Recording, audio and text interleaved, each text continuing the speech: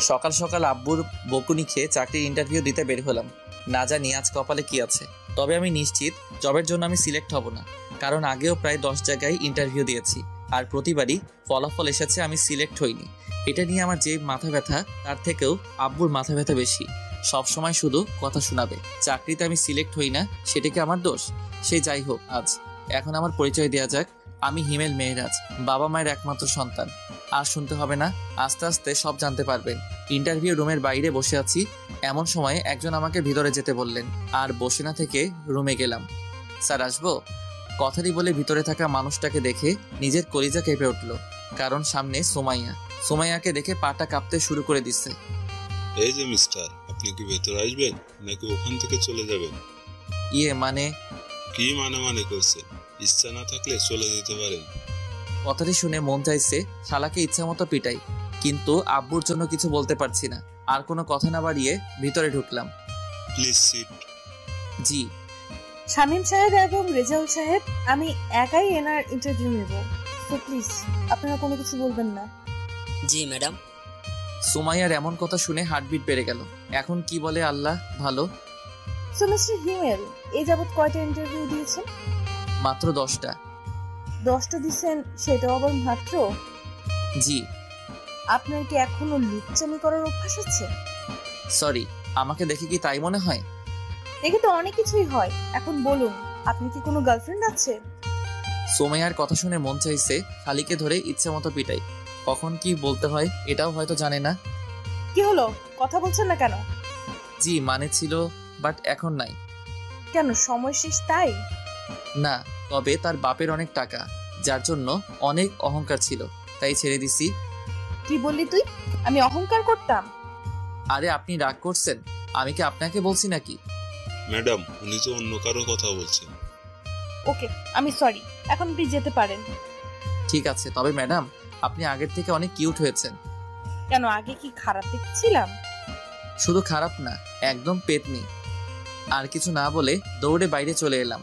থাকলে না জানি পেতনি শালি আমার ঘাড় মটকাতো। বাইরে বের হয়ে হাঁটতে লাগলাম। আমি জানি এই জবটাও হবে না। আর অফিসে যে সুমাইয়ার সম্পর্কে বললাম অহংকারী আর পেতনি, সেটা একদম ডাহা মিথ্যে কথা।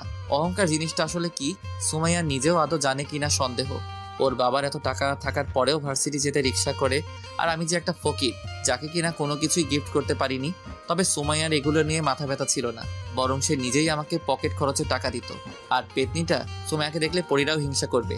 নীল শাড়ি, খোলা চুল, হাতে ভিন্ন রকম চুড়ি, আর কপালে ছোট একটা টিপ, ব্যাস যে কেউ ওকে দেখে ফিদা হয়ে যেতে পারবে। সে যাই হোক, এসব ভেবে আর লাভ নাই। আমি জানি এই জব আর হবে না। বাসায় গিয়ে ফ্রেশ হয়ে ঘুমিয়ে গেলাম। রাতে খেয়ে দিয়ে ঘুমিয়ে ফেসবুকিং করছি, এমন সময় একটা অপরিচিত নাম্বার থেকে কল আসলো। আসসালামু আলাইকুম, কে বলছেন? আমি সুমাইয়া, তোর এক্স। ওই শালি, তুই আবার আমারে কল করছিস কেন? করতে হলো, কারণ আমার বাবুটা এখনো যে চাকরি করে না, তাই চাকরি দেওয়ার জন্য কল করলাম। আমি তোর বাপের চাকরি করতে পারবো না। কেন পারবে না? এমনি পারবো না, রাখ তুই। সুমাইয়াকে কিছু বলতে না দিয়ে কেটে দিলাম। আর হ্যাঁ, ওকে আমি তুই করে বললাম, এটারও কারণ আছে। আমি চাই না আমার মতো বেকারকে সুমাইয়া ভালোবাসুক। মাঝে মাঝে সুমাইয়াকে মনে পড়তো, তখন অনিচ্ছা সত্ত্বেও চোখ দিয়ে জল গড়িয়ে পড়তো। মেয়েটার সাথে সবসময় খারাপ করেছি। সুমাইয়াকে ভালোবাসার কথা আমি প্রথম বলেছিলাম, আবার ব্রেকআপটাও আমি করেছিলাম। আমি চাই না আমার জন্য ওর জীবনটা নষ্ট হয়ে যাক। আর কিছু না ভেবে সেদিনের মতো ঘুমিয়ে গেলাম। পরের দিন সকালে নাস্তা করার পর আড্ডা দেওয়ার জন্য বাসা থেকে বের হলাম। কিরে, আজ এত সকাল সকাল? না রে, এমনি। আর বাসায় থাকতেও ভালো লাগে না। সবসময় আব্বুর চাকরি নিয়ে কথা বলা ভালো লাগে না। শুধু কি তুই একাই শুনিস, আমি শুনি না? তবে আব্বু ঠিকই বলে, আর কতদিন এভাবে চলবে? ঠিক আছে, এসব বাদ দে। রাহুল, সিগারেট দে। কেন? আরে শালা, খাবো। কিন্তু হিমেল? আজ আমিও খাবো। কথাটি বলার পর ওদের দুজনের দিকে তাকাতেই মনে হলো ভূত দেখার মতো আটকে উঠেছে। কি হলো, এভাবে তাকিয়ে আছিস কেন? ভাই, আপনি কি হিমেল? না, তোর দুলা ভাই। দে সিগারেট দে। হিমেল, পাগল হয়ে গেছিস নাকি? না, তবে তোরা সিগারেট না দিলে পাগল হব। এক প্রকার জোর করে ওদের থেকে সিগারেট নিয়ে খেতে লাগলাম। কখনো সিগারেট খাইনি, তবে আজ কেন এটাই ভালো লাগছে। ওদের সাথে আরো কিছু সময় আড্ডা দিয়ে বাসায় চলে এলাম। বাসায় এসে গোসল করে রুমে বসে আছি, এমন সময় আব্বু রুমে আসলো। হিমেল, তোমার চাকরি কি হলো? জানি না। তোমাকে কল দেয়নি? না। একদম মিথ্যা বলবে না, অফিসের বস আজ বাসায় এসেছিল। মানে? তোমার এত মানে করতে হবে না, কাল থেকে তোমার জয়েনিং। কিন্তু আব্বু, আমি এই জব করতে পারবো না। দেখো হিমেল, আমি আর কতদিন এভাবে সংসার চালাবো? এবার না হয় তুমি কিছু করো। জানি না তোমার এই জবটা করতে কি সমস্যা, আর জানতেও চাই না। তবুও তুমি এই জবটা করো, নিজের জন্য না হলেও আমাদের জন্য করো। আব্বুর মুখের উপর আর কিছু বলতে পারলাম না, তাই রাজি হয়ে গেলাম। তবে যতটা সম্ভব সুমাইয়াকে এড়িয়ে চলতে হবে। পরের দিন অফিসের জন্য রেডি হচ্ছি, এমন সময় আব্বু এবং আম্মু রুমে এলো। কিছু বলবে? না, তবে মন দিয়ে কাজ করবি। আর কোনো কথা না বলে সকালে নাস্তা করে আব্বু আম্মুকে বিদায় দিয়ে অফিসের জন্য রওনা দিলাম। প্রায় 30 মিনিট পর অফিসে এলাম। চারদিকে একবার চোখ বুলিয়ে দেখতে লাগলাম। এমন সময় পিয়ন এসে বলল, আপনি কি হিমেল? জি। ম্যাডাম আপনাকে তার কেবিনে যেতে বলেছেন। ঠিক আছে, যাচ্ছি। সেখানে আর দাঁড়িয়ে না থেকে বসের কেবিনের সামনে এসে দাঁড়ালাম। ম্যাডাম, আসবো? আসুন, বসুন এখানে। ধন্যবাদ। হিমেল, আমাকে কি আবার আপন করে নেওয়া যায় না? সরি, আর এখানে এসব না বলে খুশি হব। কেন? কারণ আপনি আমার বস আর আমি সাধারণ কর্মচারী। কিন্তু হিমেল, আমি... সুমাইয়া, প্লিজ আমাকে এমন কিছু বলো না যেন এই জবটা ছেড়ে দিতে আমি বাধ্য হই। ঠিক আছে, আর বলবো না। আমি পিয়নকে বলে দিচ্ছি তোমাকে তোমার কাজ বুঝিয়ে দেবে। ধন্যবাদ। আর বসে না থেকে বাইরে চলে এলাম। তারপর পিয়ন এসে আমার কেবিনে আর কাজ বুঝিয়ে দিয়ে গেল। প্রথম দিন তাই তেমন কোনো কাজ ছিল না, কয়েকজনের সাথে পরিচয় হয়ে নিলাম। তেমন কোনো কাজ নেই, তাই ম্যাডামের রুমে গেলাম। ম্যাডাম, আসবো? আসো। আর কখনো আসার জন্য পারমিশন নিতে হবে না, যখন ইচ্ছা তখন আসবে। আর বলো, কি হয়েছে? হাতে তেমন কোনো কাজ নেই, তাই ভাবছি বাসায় চলে যাব। ও ঠিক আছে, সাবধানে যেও। ঠিক আছে। ম্যাডামের রুমে থেকে বের হয়ে কেবিনে থাকা ব্যাগ নিয়ে বাসার উদ্দেশ্যে রওনা দিলাম। বাসায় এসে আম্মুর সাথে একটু কথা বলে রুমে গেলাম। এরই মাঝে 2 দিন চলে গেল। স্যার, আপনাকে ম্যাডাম তার কেবিনে ডেকেছেন। ঠিক আছে। কেবিনে বসে কাজ করছি, এমন সময় পিয়ন এসে উপরের কথাগুলো বলে গেল। কিছু বুঝি না আমি। যতই সুমাইয়াকে এড়িয়ে চলতে চাই, সে ততই আমার কাছে চলে আসে। আর কিছু না ভেবে সুমাইয়ার কেবিনে গেলাম। ম্যাডাম, আসবো? ওই, তোমাকে কতবার বলবো আমার কেবিনে আসতে তোমার পারমিশন নিতে হবে না? সেটা হয় না ম্যাডাম। কেন হয় না? কারণ আপনি আমার বস আর আমি সাধারণ এক কর্মচারী। আর আমাকেই বা কেন পারমিশন নিতে হবে না? আরো তো সবাই আছে, তাদের বলুন। হিমেল, তুমি কি আমাকে এখন আর একটুকুও ভালোবাসো না? কাজের কথা বললে বলুন, না হলে আমি আমার কেবিনে যাব। ঠিক আছে, যাও। সেখানে আর না থেকে কেবিনে চলে এলাম। কি ব্যাপার, মন খারাপ কেন? কিছু হয়েছে? না, তেমন কিছু না। লাঞ্চে ফ্রি আছো? কেন? দুইজনে একসাথে লাঞ্চ করতাম। ঠিক আছে। আর শোনো, একটু হাসি খুশি থেকো। কেন, এখন কি আমি মনমরা হয়ে থাকি? আরে না, তুমি এত হ্যান্ডসাম, বাট একটু কম কম হাসো। তা ঠিক। আর হেসে কথা বলে যদি তুমি আমার প্রেমে পড়ে যাও তাহলে? তাহলে কি তোমাকে বিয়ে করে নিব? সুমাইয়া, কাজ বাদ দিয়ে এত হাসাহাসির কি আছে? আসলে ম্যাডাম... থাক, আর বলতে হবে না, এখন কাজ করুন। জি। তারপর সুমাইয়া চলে গেল। আমরাও কথা বাদ দিয়ে কাজে মন দিলাম। কাজ করতে করতে কখন দুপুর হয়ে গেছে খেয়ালই করিনি। এই যে স্যার, আর কত কাজ করবেন? ও, তুমি? কেন, অন্য কারো আসার কথা ছিল বুঝি? আসবে আর কি, সে মানুষটাই আর নেই। থাক, আর বলতে হবে না, এখন চলো। চলো। তারপর রিয়ার সাথে লাঞ্চটা করে নিলাম। অফিস ছুটির পর বাইরে আসতেই দেখলাম রিয়া একটা রিকশায় বসে আছে। বাসায় যাবে না? যাব। তাহলে আসো। না থাক, আমি যেতে পারবো। আরে সমস্যা কি, আসো। আর আমি তো তোমাদের ওখান দিয়েই যাব। তারপরেও তুমি যাও, আমি অন্য একটা রিকশা করে যেতে পারবো। আমি কিন্তু রাগ করব, প্লিজ। ঠিক আছে, চলো। রিকশাতে ওঠার পর সারাটা রাস্তা দুজনে কথা বলতে বলতে এলাম। বাসার কাছে এসে রিয়াকে বিদায় দিয়ে ভিতরে চলে এলাম। ফ্রেশ হয়ে ফোন টিপছি, এমন সময় আম্মু আসলো। মেয়েটার নাম কি রে? কোন মেয়ে আম্মু? আরে ওই মেয়ে যার সাথে তুই রিক্সা করে এলি। ও, ওর নাম রিয়া, আমার সাথে কাজ করে। মেয়েটা দেখতে কিন্তু আলহামদুলিল্লাহ। তো আমি কি করব? তুই চাইলে ওর বাসায় কথা বলে দেখতে পারি। আম্মু, তুমি কি পাগল হলে নাকি? এখানে পাগল হওয়ার কি আছে? এখন আমি বিয়ে টিয়ে করবো না। আর আম্মু প্লিজ এটা নিয়ে কিছু বলো না। রিয়া শুধুই আমার বন্ধু আর কিছু না। হতে কতক্ষণ? আম্মু, আমি তোমার পায়ে ধরি, তুমি এখন যাও। ঠিক আছে, তবে তুই ভেবে দেখতে পারিস। আম্মু চলে যাওয়ার পর লম্বা একটা নিঃশ্বাস ফেললাম। সারা রিক্সা করে আসাও সমস্যা। এখন থেকে একা একা হেঁটে আসতে হবে। সেদিনের মতো আর কিছু না ভেবে খাবার খেয়ে ঘুমিয়ে গেলাম। অফিসে হিমেল, একটা কথা বলি। জি বলুন। না, আগে তুমি আমাকে তুমি করে বলো। সেটা আমি পারবো না ম্যাডাম। কেন পারবে না? ব্যাস পারবো না। ঠিক আছে, পারতে হবে না। এখন বলো, বাসায় থেকে কি তোমার জন্য পাত্র দেখছে? দেখুন, এগুলো নিতান্ত আমার পার্সোনাল ব্যাপার, আপনার না জানলেও চলবে। প্লিজ বলো। ওই শালি, তোকে আমি বলতে যাব কেন?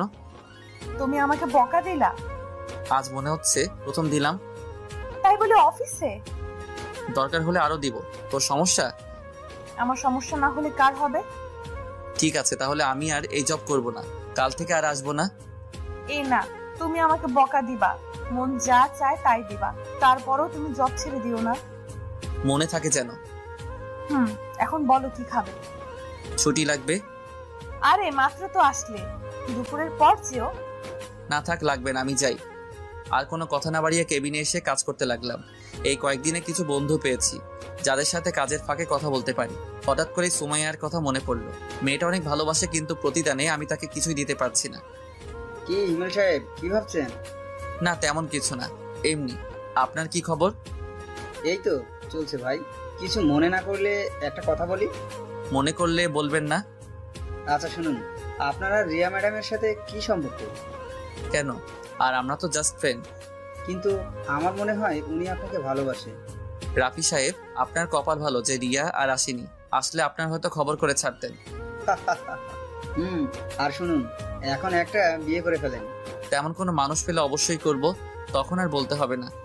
কেন, আপনার কোনো গার্লফ্রেন্ড নেই? জীবনে একটা ছিল, তবে এখন আর নেই। কেন? সেটা অন্য এক সময় বলবো। ঠিক আছে, এখন যাই, কাজ করি। Okay bye.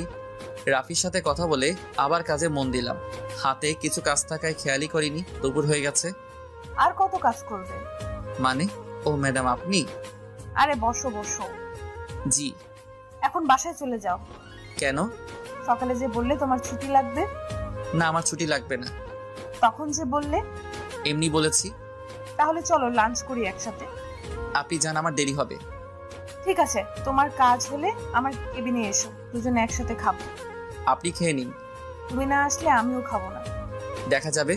কাজ শেষ করতে আরো 1 ঘন্টা সময় লাগবে। টেবিলের নিচ থেকে খাবার বের করতে সুমাইয়ার কথা মনে পড়লো, তাই টিফিন টানিয়ে ম্যাডামের রুমে গেলাম। ম্যাডাম আসবো? তুমি সোফায় 5 মিনিট বসো, আমি কাজটা শেষ করে আসছি। জি। পকেট থেকে ফোনটা বের করে টিপতে শুরু করলাম। এদিকে অনেক ক্ষুধাও লেগেছে, কিছু বলতেও পারছি না, তবে অনেক রাগ হচ্ছিল। মন চাইছিল উঠে গিয়ে সুমাইয়া ল্যাপটপ ভেঙে দিই, কিন্তু পারছি না। কিছু সময় পর। রেগে গেছো? না। হিমেল, একটা কথা বলি। বলুন। সেদিন কি আমার কোনো দোষ ছিল যার জন্য তুমি আমার সাথে ব্রেকআপ করেছিলে? আপনার কোনো দোষ ছিল না, আর এখনো নাই। তাহলে কেন চলে গিয়েছিলে আমার জীবন থেকে? নিশ্চয়। তুমি যা বলতে আমি তো সেই কথাই শুনতাম, তাহলে কেন তুমি আমার সাথে এমনটা করলে? বুঝলাম আমি কিছু একটা ভুল করেছিলাম, কিন্তু তুমি তো আমাকে বলতে পারতে। তা না করে হুট করে একদিন এসে বললে আমাদের ভালোবাসা রাখা সম্ভব না। কি হয়েছিল তোমার? নিশ্চয়, কারণ তার কথার কোনো উত্তর দেওয়ার মতো ভাষা আমার নেই। প্লিজ ইমেল, কথা বলো। লাঞ্চ করবেন নাকি চলে যাব? কথাটি শুনে সুমাইয়া একটা দীর্ঘশ্বাস ফেললো। ঠিক আছে। তারপর লাঞ্চ শেষ করে নিজের কেবিনে চলে আসলাম।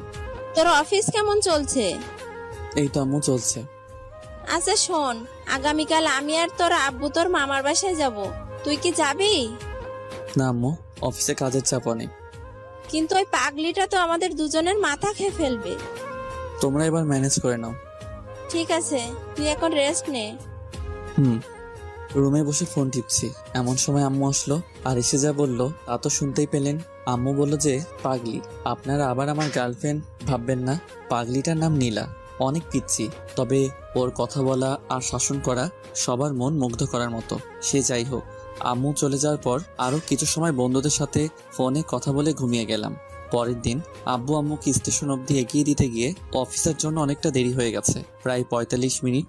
না জানি সুমাইয়া আজ কি বলে, তবে ও কিছু বলবে আমার মনে হয় না, কারণ সুমাইয়া আমাকে দেখে অনেকটা ভয় পায়। কেন পায় জানি না।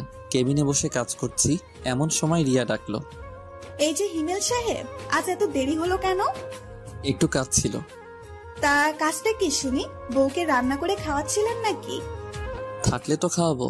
আসলে আব্বু আম্মুকে স্টেশনে এগিয়ে দিতে গিয়েছিলাম। কেন, ওনারা কোথাও গেল নাকি? মামার বাসায়। ও, এখন বলো আমাকে কেমন লাগছে? রিয়ার এমন প্রশ্ন শুনে কিছুটা অবাক হলাম। আরে অবাক হচ্ছ কেন? তো কি হব? আরে ধুর বোকা, আজ আমাকে কেমন লাগছে সেটা জানতে চেয়েছি। রিয়ার সাথে এতটা সময় কথা বলছিলাম, কিন্তু খেয়ালই করিনি রিয়া আজ শাড়ি পরে আসছে। আরে বাহ, আজ শাড়ি পরার কারণটা কি শুনি। কেন, আমার বুঝি শাড়ি পরা বারণ? বারণ হবে কেন? কখনো পরো না তাই জিজ্ঞাসা করলাম। আগে আমার উত্তর দাও। সুন্দর লাগছে। শুধু সুন্দর? শুধু কেন হবে, অনেক অনেক বেশি সুন্দর লাগছে। যে কেউ আজ তোমার প্রেমে ফিদা হয়ে যাবে। কাউকে পড়তে হবে না, শুধু তুমি বললেই হবে। কি বললে? কিছু না। ঠিক আছে, এখন কাজ করো। হুম। তারপর দুজনে আর কথা না বলে কাজে মন দিলাম। কিছু সময় পর পিয়ন এসে রিয়াকে ম্যাডামের রুমে যেতে বলল। সেদিকে কান না দিয়ে নিজের মতো কাজ করতে লাগলাম। প্রায় 15 মিনিট পর ম্যাডামের রুম থেকে রিয়া বের হলো। তবে সাথে আরেকটা মেয়েকে দেখলাম। তবে মেয়েটাকে অনেক চেনা চেনা লাগছে, কিন্তু সে কে মনে করতে পারছি না। এত ভেবে আমার কাজ নাই, তাই আবার কাজে মন দিলাম। কিন্তু কপালটা খারাপ, তাই শান্তি মতো কাজটা করতে পারলাম না। কারণ সোমাইয়া তার কেবিনে আমাকে ডেকে পাঠিয়েছে। বিরক্তিকর নিঃশ্বাস ফেলে ম্যাডামের রুমে গেলাম। ম্যাডাম আসবো? আসো। আজ এত দেরি হলো কেন? একটু কাজ ছিল। ওকে। আর রিয়ার সাথে তোমার এত কি কথা থাকে? ফ্রেন্ড, কথা বলতেই পারি। ফ্রেন্ড নাকি অন্য কিছু? দেখুন। কি বলবে তুমি? তুমি কি মনে করেছো আমি কিছু দেখতে পাই না?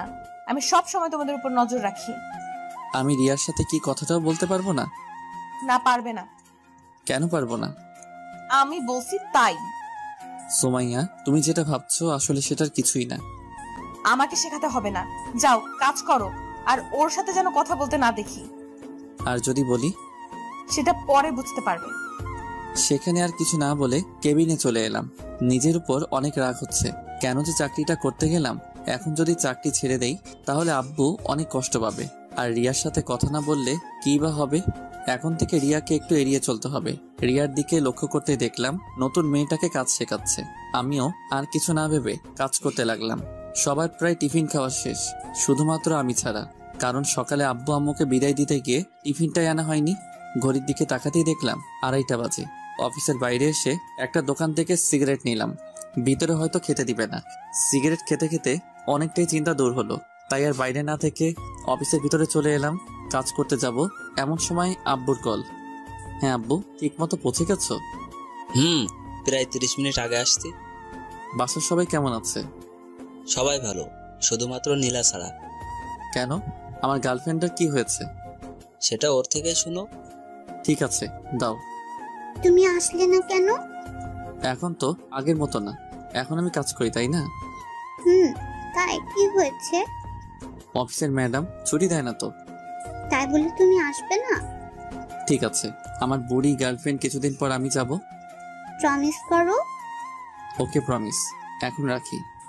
কিন্তু আমার পাপ্পি। ভাইয়া এত হেসো না, পেট ব্যথা করবে। ঠিক আছে বুড়ি। বাই। নীলার সাথে কথা বলে কল কেটে দিলাম। ফোনটা ডেস্কের উপর রাখতেই দেখলাম রিয়া কেমন করুণ আর্তনাদে তাকিয়ে আছে। হয়তো কিছু বলতে চাইছে, চোখটাও ঝলমল করছে। হঠাৎ সোমাইয়ার কথা মনে পড়তে সেদিকে আর চোখ না দিয়ে কাজে মন দিলাম। কিন্তু ক্ষুধার জন্য বারবার কাজে মন বসছে না। চলে গেলাম ম্যাডামের কেবিনে। ম্যাডাম আসবো? বলো কি হয়েছে? একটু ছুটি লাগতো। কেন? ভালো লাগছে না, আর হাতের কাজ সব শেষ। আজকে ছুটি হবে না, এমনিতেই আজ লেট করে এসেছো অফিসে। এই নাও ফাইল, যাও কাজ করো। কিন্তু ম্যাডাম। কোনো কিন্তু না, কাল সকালের মধ্যে ফাইলটা আমি কমপ্লিট চাই। সোমাইয়াকে কিছু না বলে ফাইলটা নিয়ে ডেস্কে চলে এলাম। খুব রাগ হচ্ছিল, ফাইলটা ছুঁড়ে ডেস্কে মারলাম। কি ভাই, রাগ করছেন নাকি? ম্যাডাম কিছু বলেছে? আপনি আপনার কাজ করুন। আর কোনো কথা না বলে কাজ করতে লাগলাম। ক্ষুধার্ত পেটে কাজ করতে একদম ভালো লাগছিল না। কিন্তু আমি তো সোমাইয়ার কাজের গোলাম, তার গোলামি ছাড়া আমার বা আমাদের সবার কি করার আছে। একাধারে কাজ করতে লাগলাম। হিমেল, বাসায় যাবে না? হাতে একটু কাজ আছে, সেটা শেষ করে বাসায় যাব। তুমি যাও। ঠিক আছে, বাসায় গিয়ে একটা কল করো। এত দরদ দেখাতে হবে না, যার যার কাজ সেই করুন। ভুলে যাবেন না এটা কাজের জায়গা, কথা বলার জায়গা নয়। Sorry madam. রিয়া তুমি চলে যাও। রিয়া আর কিছু না বলে চলে গেল। সুমাইয়ার দিকে তাকিয়ে দেখলাম অনেকটা রেগে গেছে। সেদিকে আর খেয়াল না করে কাজ করতে লাগলাম। কাজ করতে করতে খেয়ালই করিনি রাত হয়ে গেছে। একটু আগে পিয়ন এসে বলে গেল বাসায় যেতে, কিন্তু সুমাইয়ার প্রতি রাগের জন্য কাজ করতে লাগলাম। আর একটু কাজ বাকি আছে। এমন সময় রিয়া কল করলো। কল করলে না কেন? তুমি কি বলেছিলে? বাসায় গিয়ে কল করতে। কিন্তু আমি তো এখনো বাসায় যাইনি। যাওনি মানে? এখন কোথায় তুমি? অফিসে। কি বলছো এসব? এত রাতে অফিসে কি করছো? কাজ। কি এমন কাজ যার জন্য এত রাত অব্দি করতে হবে? সেটা ম্যাডাম ভালো জানেন।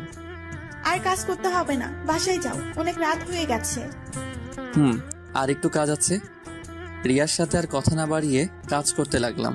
প্রায় 30 মিনিট পর কাজ শেষ করে ঘড়ির দিকে খেয়াল করতে দেখলাম 10:30 বাজে। অফিসে আর দেরি না করে বাইরে চলে এলাম। কিছু সময় অপেক্ষা করার পর একটা রিক্সা করে বাসায় চলে এলাম। সাথে কিছু রাতের খাবার। ফ্রেশ হয়ে খাবারটুকু খেয়ে নিলাম। মাথাটাও ধরে আসছে। এত লম্বা সময় ধরে কাজ করার জন্য হয়তো মাথাটা ব্যথা করছে। বিছানায় শরীরটা এলিয়ে দিতেই ঘুমের ঘরে চলে গেলাম। পরের দিন ঘুম থেকে উঠে দেখি 9টা বাজে। তাড়াহুড়ো করে রেডি হয়ে অফিসের জন্য রওনা দিলাম। আজকেও সকালের নাস্তাটা করা হলো না। অফিসে যেতে যেতে 15 মিনিট লেট হয়ে যায়। হয়তো আজকেও বকা খেতে হবে। নিজের ডেস্কে বসতে যাব এমন সময় পিয়ন এসে বলে গেল ম্যাডাম তার রুমে আমাকে ডেকেছেন। যা ভেবেছিলাম সেটাই হলো। ডেস্ক থেকে কালকের ফাইলটা নিয়ে ম্যাডামের রুমে গেলাম। ম্যাডাম আসবো? আসো। তুমি একটা কথা বলো, প্রতিদিন তোমার লেট হয় কেন? নাকি তুমি অফিসটা নিজের মনে করো? এরপর থেকে যেন না দেখি লেট করে অফিসে আসা। যাও কাজ করো। সুমাইয়ার কথার কোনো জবাব না দিয়ে গতকালকের ফাইলটা ম্যাডামের টেবিলের উপর রাখলাম। এটা কিসের ফাইল? আপনি গতকাল যে ফাইলটা দিয়েছিলেন সেটা। এটুকু বলেই নিজের ডেস্কে চলে এলাম। ভাবছিলাম অফিসে গিয়ে সকালে নাস্তাটা করব, কিন্তু সেটা আর হলো না। তবে রিয়াকে বলে দেখি কি হয়। রিয়া, একটা কথা ছিল। হ্যাঁ বলো। তুমি কি টিফিন এনেছো? কেন বলো তো? সকালে নাস্তাটা করা হয়নি, আর গত রাতে ভালো করে খেতে পারিনি। যদি কিছু মনে না করো তোমার টিফিনটা দিলে খেতে পারতাম, আর লাঞ্চ টাইমে হোটেল থেকে আমি তোমাকে খাইয়ে দিব। আরে এটা বলতে কি লজ্জা হবে নাকি? এই নাও, খেয়ে আসো। ধন্যবাদ। এখন ধন্যবাদ দিতে হবে না, খাওয়ার শেষে যদি ভালো লাগে তখন দিও। ঠিক আছে। খাবার খেয়ে এসে রিয়াকে টিফিন বক্সটা ফেরত দিলাম, সাথে ধন্যবাদ। ডেস্কে বসে কাজ করছি। সেই সময় রিয়া বলল, হিমেল। বলো। তানহাকে চেনো? তানহাকে? আমাদের অফিসে নতুন জয়েন করেছে। ওকে দাঁড়াও। ঠিক আছে। একটু পর রিয়া নতুন জয়েনিং করা মেয়েটিকে সামনে নিয়ে এলো। হাই ভাইয়া। হাই। আমাকে চিনতে পারছেন? চেনা চেনা লাগছে, কিন্তু ঠিক মনে করতে পারছি না। আর তোমার যে বয়স, তোমাকে তো জব দেওয়ার কথা না? ভাইয়া আপনার মনে আছে 1 বছর আগে একটা অ্যাক্সিডেন্ট থেকে 2টো মানুষকে বাঁচিয়েছিলেন? সেদিন যদি আপনি না থাকতেন তাহলে হয়তো আমরা কেউ বাঁচতাম না। তার মানে তুমি? জি ভাইয়া, আপনি হয়তো অন্ধকারে দেখতে পাননি, কিন্তু আমি দেখেছিলাম। যখন আপনি আমাদের হাসপাতালে রেখে চলে গিয়েছিলেন, তারপর 2 দিন হাসপাতালে থাকার পর যখন সুস্থ হয়ে যায়, আপনাকে অনেক খুঁজেছিলাম কিন্তু পাইনি। আম্মুও অনেকবার আপনাকে দেখতে চেয়েছিলেন, কিন্তু আপনার ঠিকানা তো কিছুই জানি না, তাই আপনার আর সন্ধান পেলাম না। আমি দুঃখিত যে পরে আর তোমাদের কোনো খোঁজ নিতে পারিনি। আসলে সেই সময় কিছু কাজ ছিল। এখন বলো, আন্টি কেমন আছেন? আম্মু আর এখন নেই। নেই মানে? কিছুদিন আগে স্ট্রোক করে মারা গিয়েছে। আমি সরি। আর আঙ্কেল কেমন আছে? ভাইয়া, পৃথিবীতে এখন আর আমার কেউ নেই। যখন আমি অনেক ছোট তখন আব্বু মারা যায়। আম্মু লালন পালন করতেন ওনার শিক্ষকতার উপার্জন টাকা দিয়ে। কিন্তু এখন জব করতে গেলে কেন? বেঁচে থাকার জন্য। তানহার সাথে আরো কিছু কথা বললাম। কথা বলার সময় আমি স্পষ্ট দেখতে পাচ্ছিলাম তানহার চোখে জল। ডেস্কে বসে কাজ করছিলাম। ঠিক এমন সময় সুমাইয়া তার রুমে আসতে বলল, আর বসে না থেকে সুমাইয়ার রুমে গেলাম। জি ম্যাডাম বলুন। রাগ করেছো আমার উপর? আপনার উপর রাগ করতে যাব কেন? আমি জানি তুমি আমার উপর রেগে আছো। কি করব বলো? তুমি তো আমার একটা কথাও শোনো না, সব সময় শুধু রিয়ার সাথেই কথা বলো। ম্যাডাম, কাজের কিছু থাকলে বলুন, আমি আপনার এসব আজাইরা কথা শুনতে পারবো না। তুমি কি আমার কথায় বিরক্ত হও? করুণভাবে তাকিয়ে বলল, হ্যাঁ আমি অনেক বিরক্ত হয়ে। কি কথা এত তোর? বারবার আমাকে তোর কেবিনে আসতে হবে? আমি তোর কাজ করি ঠিক আছে, কিন্তু তাই বলে আমি তোর অন্য কথা শুনতে পারবো না। তোর কাজ হলেই হলো, এতে তুই যদি আমাকে তোর অফিসে রাখিস তাহলে রাখ, না হলে আমি তোর অফিসে আর কাজ করতে পারবো না। তুমি আমাকে তুই করে বললে? হ্যাঁ বলছি। কি করবি তুই? কিছু না, যাও তুমি কাজ করো। সেখানে আর এক মুহূর্তের জন্য না দাঁড়িয়ে ডেস্কে চলে এলাম। রাগের মাথায় কি থেকে কি বললাম আল্লাহ ভালো জানেন। এখন সুমাইয়া যে কি করবে আর বারবার আমাকে ডাকারই বা কি আছে, মনে মনে এসব ভাবছি আর কাজ করছি। কাজ করতে করতে প্রায় দুপুর হয়ে গেছে, মানে লাঞ্চের সময়। এই যে স্যার। হ্যাঁ বলো। যাবে না? কোথায় যাব? কোথায় মানে তোমার মনে নেই? কি বলেছিলাম মনে পড়ছে না। ঠিক আছে, মনে করতে হবে না, আমি গেলাম, থাকো তুমি। আরে রাগ করছো কেন? লাঞ্চ করতে তো যাবই, তুমি তানহাকেও ডেকে আনো। কেন? আমি বলছি তাই। ঠিক আছে, ডেকে আনছি, তুমি একটু অপেক্ষা করো। রিয়া চলে যাওয়ার পর চেয়ারে বসে ভাবছি কি করা যায়। হঠাৎ কাঁধে কারো হাতের স্পর্শ পেয়ে ঘুরে তাকালাম, দেখলাম সুমাইয়া। কিছু বলবেন? লাঞ্চ করবে না? করব। তাহলে আমার কেবিনে আসো। আজ একসাথে লাঞ্চ করতে পারবো না, সকালে রিয়া টিফিন খেয়েছি, তাই এখন তাকে খাওয়াতে হবে। ওর টিফিন খেতে হবে কেন? কারণ আব্বু আম্মু বাসায় নেই। ও, আপনি খেয়ে নিন। ঠিক আছে। সুমাইয়া চলে যাওয়ার পরপরই রিয়া আর তানহা এলো। তাদের কোনো কথা বলতে না দিয়ে বললাম, চলো। কোথায় ভাইয়া? লাঞ্চ করতে। কিন্তু আমি তো টিফিন এনেছি। তাতে কি, আজ না হয় আমাদের সাথেই খেলে। ঠিক আছে চলুন। রিয়া, একটা কথা বলার ছিল। বলো। তোমার বাসায় কে কে থাকে? বিয়ের প্রস্তাব দিবে নাকি? ওই চুপ করো, আগে যা বলছি তার উত্তর দাও। আমি, আব্বু আম্মু আর ছোট একটা ভাই। ভাই কি করে? ক্লাস 3-তে পড়ে। তাহলে গুড। আরে কিসের গুড, বলবে তো? তোমার বুঝতে হবে না, আগে রেস্টুরেন্টে ঢুকো, তারপর সব বলছি। ঠিক আছে। অফিসের পাশে একটা রেস্টুরেন্টে গেলাম। ভিতরে যাওয়ার পর 3জন খাবার অর্ডার করলাম, তারপর খেতে শুরু করলাম। তানহা, তুমি কোন ক্লাস অবধি পড়াশোনা করেছো বা এখনো করো? ইন্টার প্রথম বর্ষের এক্সাম দিয়েছি। সেটা তো অনেক আগে হয়েছে। রিয়া, তুমি চুপ করে খাও। ওকে। তানহা বলো। জি ভাইয়া, রিয়া আপু ঠিকই বলেছেন, অনেকদিন আগে এক্সাম দিয়েছি, 2 দিন আগে রেজাল্ট দিয়েছে। বুঝলাম। এখন তোমার ইচ্ছা কি? এখন আর কোনো ইচ্ছে নেই। মানে আর পড়াশোনা করবে না? ইচ্ছে ছিল, আর আম্মুরও অনেক ইচ্ছে ছিল বড় হয়ে আমি শিক্ষিকা হব, কিন্তু আগে তো বাঁচতে হবে তাই না? তোমার রেজাল্ট কি হয়েছে? ভাইয়া এগুলো বাদ দিন, যেটা বললাম সেটা বলো। প্রথম হয়েছি। বলেই কান্না করে দিল। আরে কান্না করছো কেন? ওকে আমি কান ধরছি, আর কখন এসব বলবো না। ভাইয়া আপনার কথা শুনে কান্না পাইনি, কান্না পেয়েছে আম্মুর কথা মনে পড়ে। আম্মুকে বলেছিলাম এবারও আমি প্রথম হব, কিন্তু আমার কি কপাল দেখুন, আম্মু আমার রেজাল্টটাও শুনে যেতে পারেনি। ঠিক আছে, এখন খাও। আর রিয়া, ওই কি হলো তোমার? ওই রিয়া, আও মারলে কেন? এত সময় ধরে থাকছি, শুনতে পাও না? তুমি তো চুপ করে খেতে বলবে। আমাদের কথা বলা দেখে তানা ফিক করে হেসে দিল। যাক, আজ রিয়ার জন্য হলেও মেয়েটা হাসলো। সব সময় তো চুপ করে থাকে। বলো কি বলবে? আজকে তানহা তোমার বাসায় থাকবে। মানে ভাইয়া আমি রিয়াপুর বাসায় থাকতে যাব কেন? আমি বলছি তাই। কিন্তু ভাইয়া। আমাকে কি পর ভাবো? না কিন্তু ভাইয়া। তাহলে যা বলছি তাই শোনো। আর রিয়া, তোমার বাসায় কি সমস্যা হবে? একদম না। ঠিক আছে, যা বললাম তাহলে সেটাই করো। তারপর আরো কিছু কথা বলতে বলতে লাঞ্চ শেষ করে অফিসে চলে এলাম। কিছু সময় কাজ করার পর আম্মুকে কল করলাম। আম্মু, তোমরা এখনই বাসায় চলে আসো। কিন্তু কেন? আগে আসো, তারপর আর আমার বুড়ি গার্লফ্রেন্ডটাকে সাথে নিয়ে এসো। ঠিক আছে, আসছি। আর কোনো কথা না বলে কল কেটে দিলাম। তারপর আবার কাজে মন দিলাম, কিন্তু বারবার একটা পয়েন্টে আটকে পড়ছি। অনেকবার চেষ্টা করেও কাজটা করতে পারলাম না। তাই ভাবলাম সুমাইয়ার কাছে যাই, যেই ভাবা সেই কাজ। ম্যাডাম আসবো?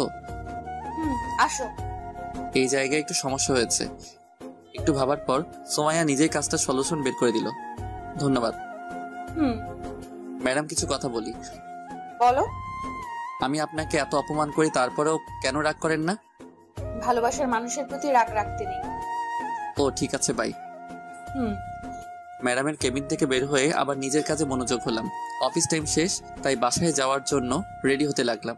একটু আগে রিয়া আর তানহা চলে গেছে, বাইরে দাঁড়িয়ে আছি। এমন সময় সুমাইয়া গাড়ি নিয়ে সামনে এলো। বাসায় যাবে না? যাব। গাড়িতে ওঠো। আমি যেতে পারবো, আপনি যান। চুপচাপ গাড়িতে উঠো। কথা না বাড়িয়ে সুমাইয়ার গাড়িতে উঠলাম।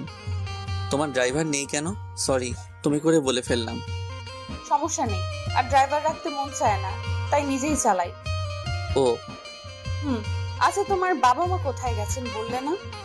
মামার বাসায় গেছে কিছু কাজের জন্য। ও আসবে কবে? আজকে। তোমার কলেজের কথা মনে পড়ে? পড়লেই বা কি, সেটা আমাদের অতীত, তাই না?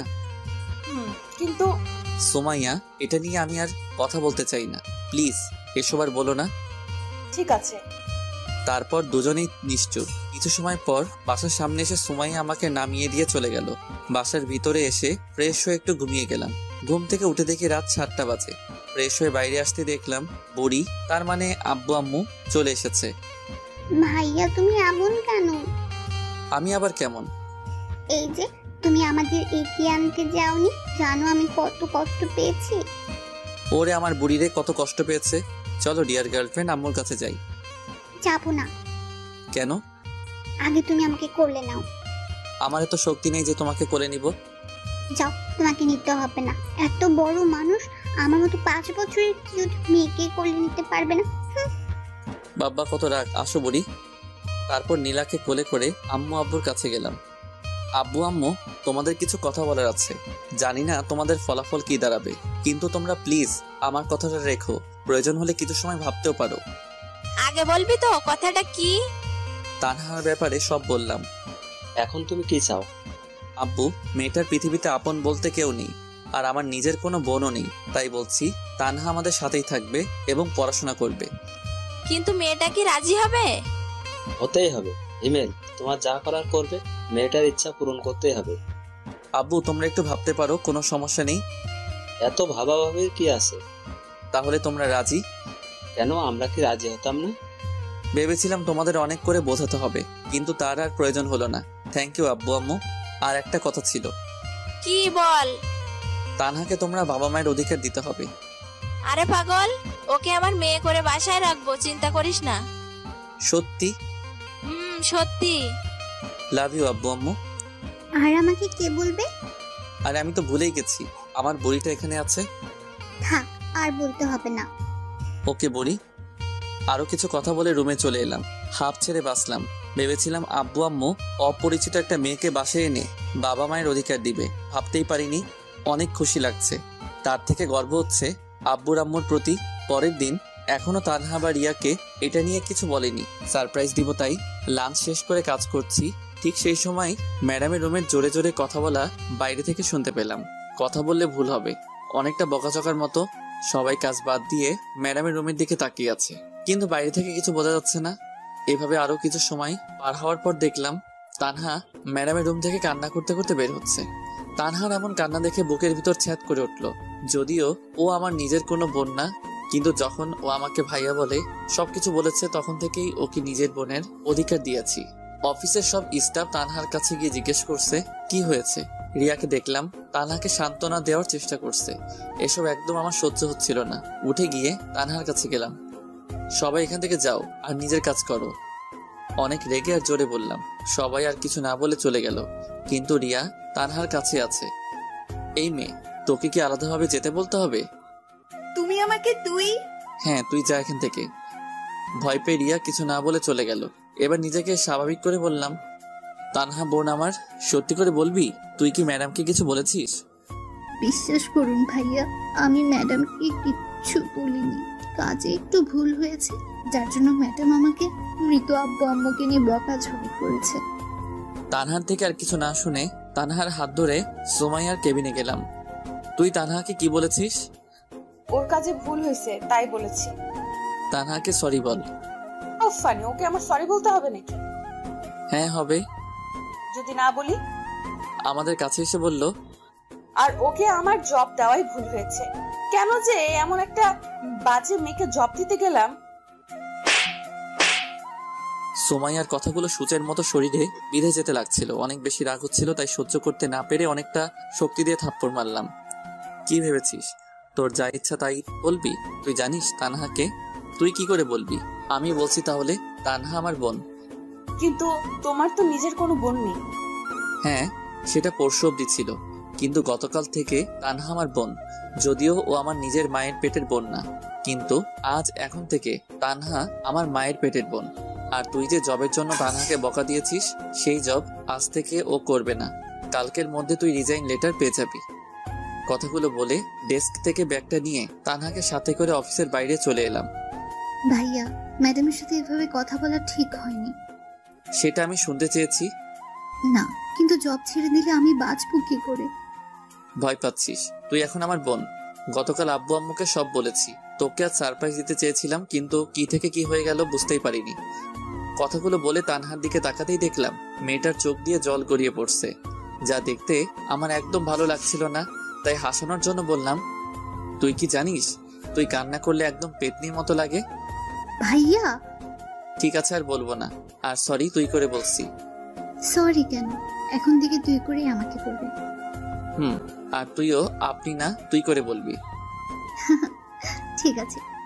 তারপর একটা রিক্সা করে সারাটা রাস্তা তানহার সাথে কথা বলতে বলতে বাসায় চলে এলাম। বাসার ভিতরে আসতেই আম্মুকে বললাম, আম্মু, ও তানহা। চুপ হারামজাদা, মায়ের কাছে মেয়েকে পরিচয় করে দিস, তোর লজ্জা করে না একটু? আম্মুর কথা শুনে তানহা হেসে দিল। তাই বলে, চুপ কর তানহা মা, আয় আমার সাথে। তানহাকে সাথে করে নিয়ে আম্মু রুমে চলে গেল। আপনাদের হয়তো বলা হয়নি, আমাদের বাসা 3 তলা। উপরে আমরা থাকি আর নিচের 2 তলা ভাড়াটে থাকে। ভাড়া দিয়ে অনেক টাকা পাওয়া যায়, যার জন্য আমি চাকরি করতে চাইনি। সেই যাই হোক, আম্মু তানহাকে নিয়ে রুমে যাওয়ার পর আমি আর সেখানে দাঁড়িয়ে না থেকে রুমে এসে ফ্রেশ হয়ে নিলাম। ভাইয়া, আপুটা কি এখন থেকে এখানেই থাকবে? আর বুড়ি, তুই যেন ওর সাথে খারাপ ব্যবহার করবি না। তুমি আমাকে কি বললে? এখন তোমার জরিমানা হয়ে গেছে। কিসের জরিমানা? এই যে তুমি আমাকে তুই করে বলেছো। আল্লাহ, আমি তো ভুল করে বলেছি। কোনো কথা নেই, তবে এটা একটু ভিন্ন জরিমানা। শুনি, এবার জরিমানাটা কি? কাল আমরা ঘুরতে যাব। আমার যত ইচ্ছা ঘুরবো, খাবো, তোমার কিছু বলা যাবে না। তাহলে তো আমি ফকির হয়ে যাব। হলে হবে, তাতে আমার কি? আমি তো তোমার বিএফ, তাই না? বিএফ এর থেকে টাকা নিবে? চুপ, বিএফ মানে বেস্ট ফ্রেন্ড, তাই তোমার থেকে আমি নিতেই পারি। আমি কিন্তু মন খারাপ করব। আমিও আন্টিকে বলে দেব হিমেল ভাইয়া আমাকে বকা দিয়েছে। থাক, তার আর দরকার হবে না। এখন চলো, তোমাকে ডাকছে। ওকে ডিয়ার গার্লফ্রেন্ড, চলো। নীলাকে সাথে করে নিয়ে আব্বু আম্মুর রুমে গেলাম। দেখলাম আব্বু আম্মু অনেক হেসে হেসে কথা বলছে। কি ব্যাপার, এত হাসাহাসির কি আছে? হিমেল, তোকে অনেক অনেক ধন্যবাদ। কিন্তু কেন? তানহাকে বাসায় নাই। ও, জানিস মেয়েটা অনেক ভালো। আর দেখতে হবে না মেয়েটা কাদের। ঠিক বলেছো। তাই হিমেল, এখন কি করবি? মানে? ওকে কোনো কলেজে ভর্তি করতে হবে, তাই না? সেটা তো করতেই হবে, আমার বোন বলে কথা। আগামীকাল তাহলে ওকে ভর্তি করিয়ে নিয়ে আয়। কাল হবে না। কেন, তোর আবার কি হলো? কারণ তোমার ছেলে আমাকে নিয়ে ঘুরতে যাবে। তাই বলে সকালেই? বললাম তো না। ওকে বুড়ি, তাই হবে। তাহলে পরশু যাও। আমিও তাই ভাবছি। এখন তানহা কোথায়? আমি ওকে রুমে রেখে এসেছি। তাহলে আমি তানহা আপুর কাছে গেলাম, তোমরা থাকো। নীলা চলে গেল। কিছু খেয়েছে? না, বললো অফিসে নাকি লাঞ্চ করেছে। ঠিক আছে। আরো কিছু সময় কথা বলে রুমে চলে এলাম। হঠাৎ মনে পড়লো রিয়াকে অফিসে ধমক দেওয়ায় হয়তো কষ্ট পেয়েছে মেয়েটা। তাই আর দেরি না করে রিয়াকে কল দিলাম। হ্যাঁ হিমেল, বলো। কি করো? এই তো বাসায় এসে ফ্রেশ হলাম। কেন বলো তো? আমি কি জিজ্ঞেস করতে পারি না? পারো, কিন্তু কখনো আগে থেকে কল করো না, তাই আর কি। আসলে রিয়া, অফিসে তোমাকে কি থেকে কি বলেছি সেটা নিয়ে যদি কষ্ট পেয়ে থাকো তাহলে আমি সরি। আসলে মাথা ঠিক ছিল না। ঠিক আছে, সরি বলতে হবে না। এখন তানহা কোথায়? বাসায় নিয়ে এসেছি। আর তোমাকে বলাই হয়নি তানহা এখন থেকে আমাদের সাথেই থাকবে, আমার ছোট বোন আর আব্বু আম্মুর মেয়ে হয়ে। ওয়াও, অনেক ভালোই হবে তাহলে। তুমি কি করো? রিয়ার সাথে অনেকটা সময় কথা বলার পর বিছানায় শরীরটা এলিয়ে দিলাম।